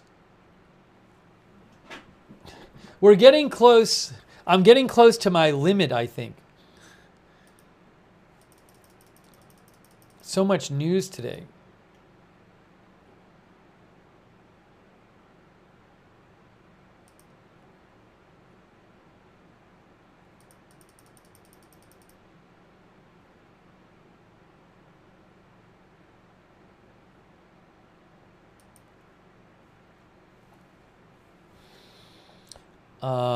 Yeah.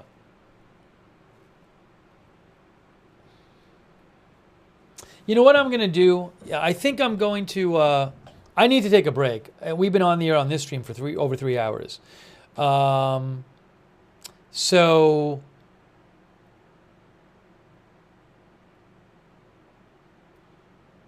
yeah, I think I'm gonna wrap up this stream. I think that's the smart call.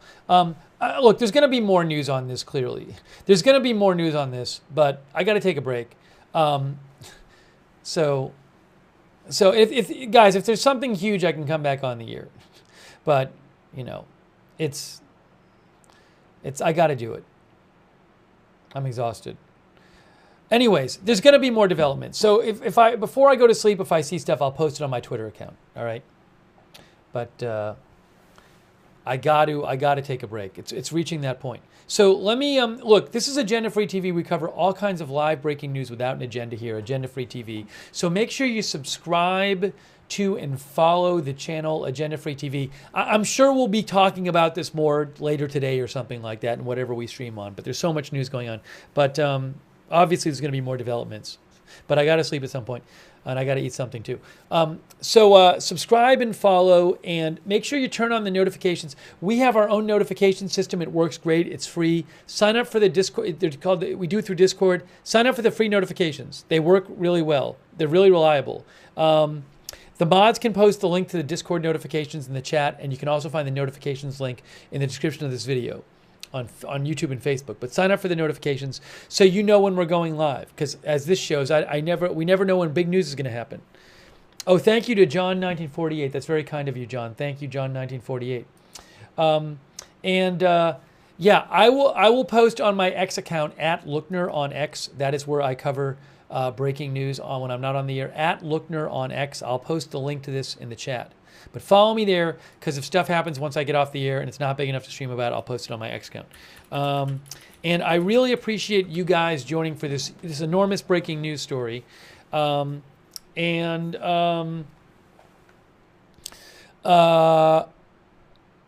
coverage to come. More coverage to come. And thanks for letting me read your comments on the air and sending me messages and all that, and sending me news tips.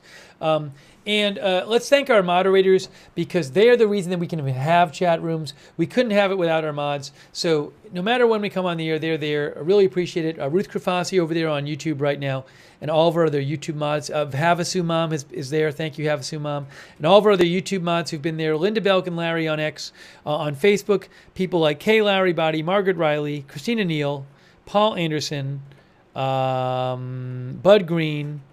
Thank you. And our Twitch moderators, all of you, people like Idaho Star, I Got That Fire, Sarah, Papa Bear, Surly Dev, and all the rest of the mods who've been there. Thank you so much to our moderators. And a huge thanks to everybody for donating for the channel, who donated to the channel. You are the ones who keep this channel going and allow me to buy content. And as I mentioned, I'm very excited to have the AP deal now where I'm paying them, but to be able to show you their articles and their photos, which I think is going to be a big help. It certainly was tonight. So stuff like this.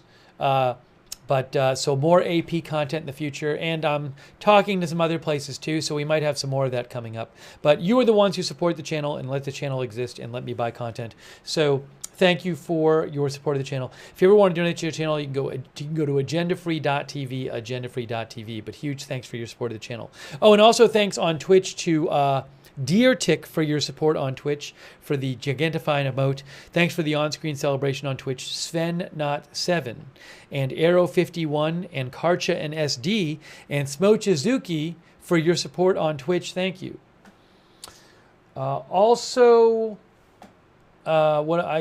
My brain's not even working at this point. Thanks to our Discord mods. You can check out our Discord chat where you can chat with other viewers when we're not on the air. A lot of our viewers like doing that. It's free. The link is the same as the notifications link. And big thanks to our Discord mods as well.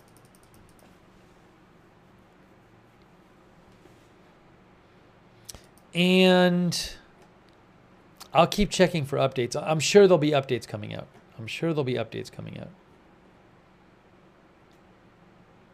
Oh, by the way, the New York Times says Ismail Haniyeh was 62 years old.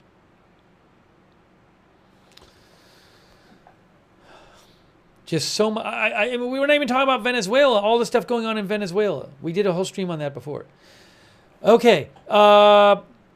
Hey, if you do subscribe on YouTube and you want to turn on the YouTube notifications and have those, you got to do something kind of funky here. What you have to do on YouTube to get the YouTube notifications is you have to click the notifications bell and then choose all notifications. A quick reminder, I do have a personal channel. I haven't been on there lately because it's been so busy with the news, but when it's a little less busy with the news, I have a personal channel called Lookner on YouTube and Look Nerd with a D on Twitch, and I do a bunch of live streaming in there, but it's just chill, fun, non-news live streaming. So you can check that out if you'd like. One day we'll be back over there. And a big thanks to our Twitch subscribers and our Facebook subscribers and our YouTube members for supporting the channel. Over there on Twitch, thanks to all of our subscribers over there like Shaggy and Wall Street and I Got That Fire and Devil Doc and Allistic and Amalian. Thank you. And all of our other subscribers over there. Thank you for subscribing on Twitch and on Facebook. Thanks for your kind words, Kay. And thanks for subscribing and modding, Kay. And Eve Richards, Lou Green, thanks for subscribing. Billy Joe Drage, Duster Singer, Robert Rial II, Jane Summers, thanks for subscribing. Michael Clayton, all of our other Facebook subscribers. And our YouTube members like Parla Media, Jennifer Rochelle, Annette Cervantes, UV Lightning, Dylan Green, Knox Corvus, PZ Papazulu, George Robardes, Linda Cosma, Dr. McRib, Brainy Janie Moody, Mark Troost, Cheryl Simpson, Pam Bachman, Barry, E. Oddity, Just Call Me Jay, JD, Wessie's Corner Emporium, Hound Dog, and all of our other YouTube members, thank you, members, and all of our viewers as well. Pistol Pete as well, Paula Faust, Turned Off, Marin Gobra. Thanks to our viewers like Deflator. All of our viewers and chatters. Appreciate you watching. It's time to wrap this up. Let me do one quick check and make sure I don't have any last minute updates to give you. Of course, there's going to be more updates on this, but you know what? I'm sure we'll be streaming very soon and be talking about it more.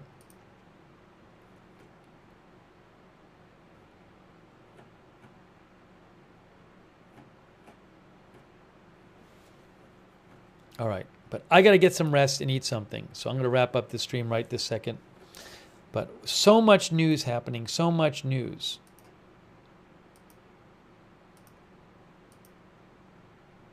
And sorry if I didn't get to your message. I was trying to look at a lot of the messages, but I appreciate people messaging me during the broadcast. All right, guys. So that is it for now. I'm sure we'll have more coverage of this. How is Iran going to react to this?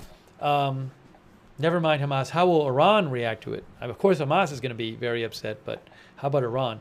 So we have been covering the assassination, crazy, of the political leader of Hamas. Ismail Haniyeh was assassinated in Iran, where he was visiting for the Iranian president inauguration.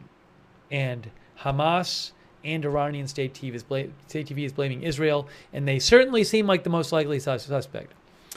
But yeah, one thing, Jared says this was a crazy month. Every day, even twice a day or more, multiple times a day, all of this huge news has happened. It's unbelievable. But this is a huge story, and we're not hearing the end of it. This is not the end of this, because I'm sure we're going to have some response from Iran, or whether it's directly from them or through their proxies. Okay, so that is it for now. Thank you so much for watching our live coverage, and we will see you soon, I am very sure, with more live breaking news coverage right here on Agenda Free TV.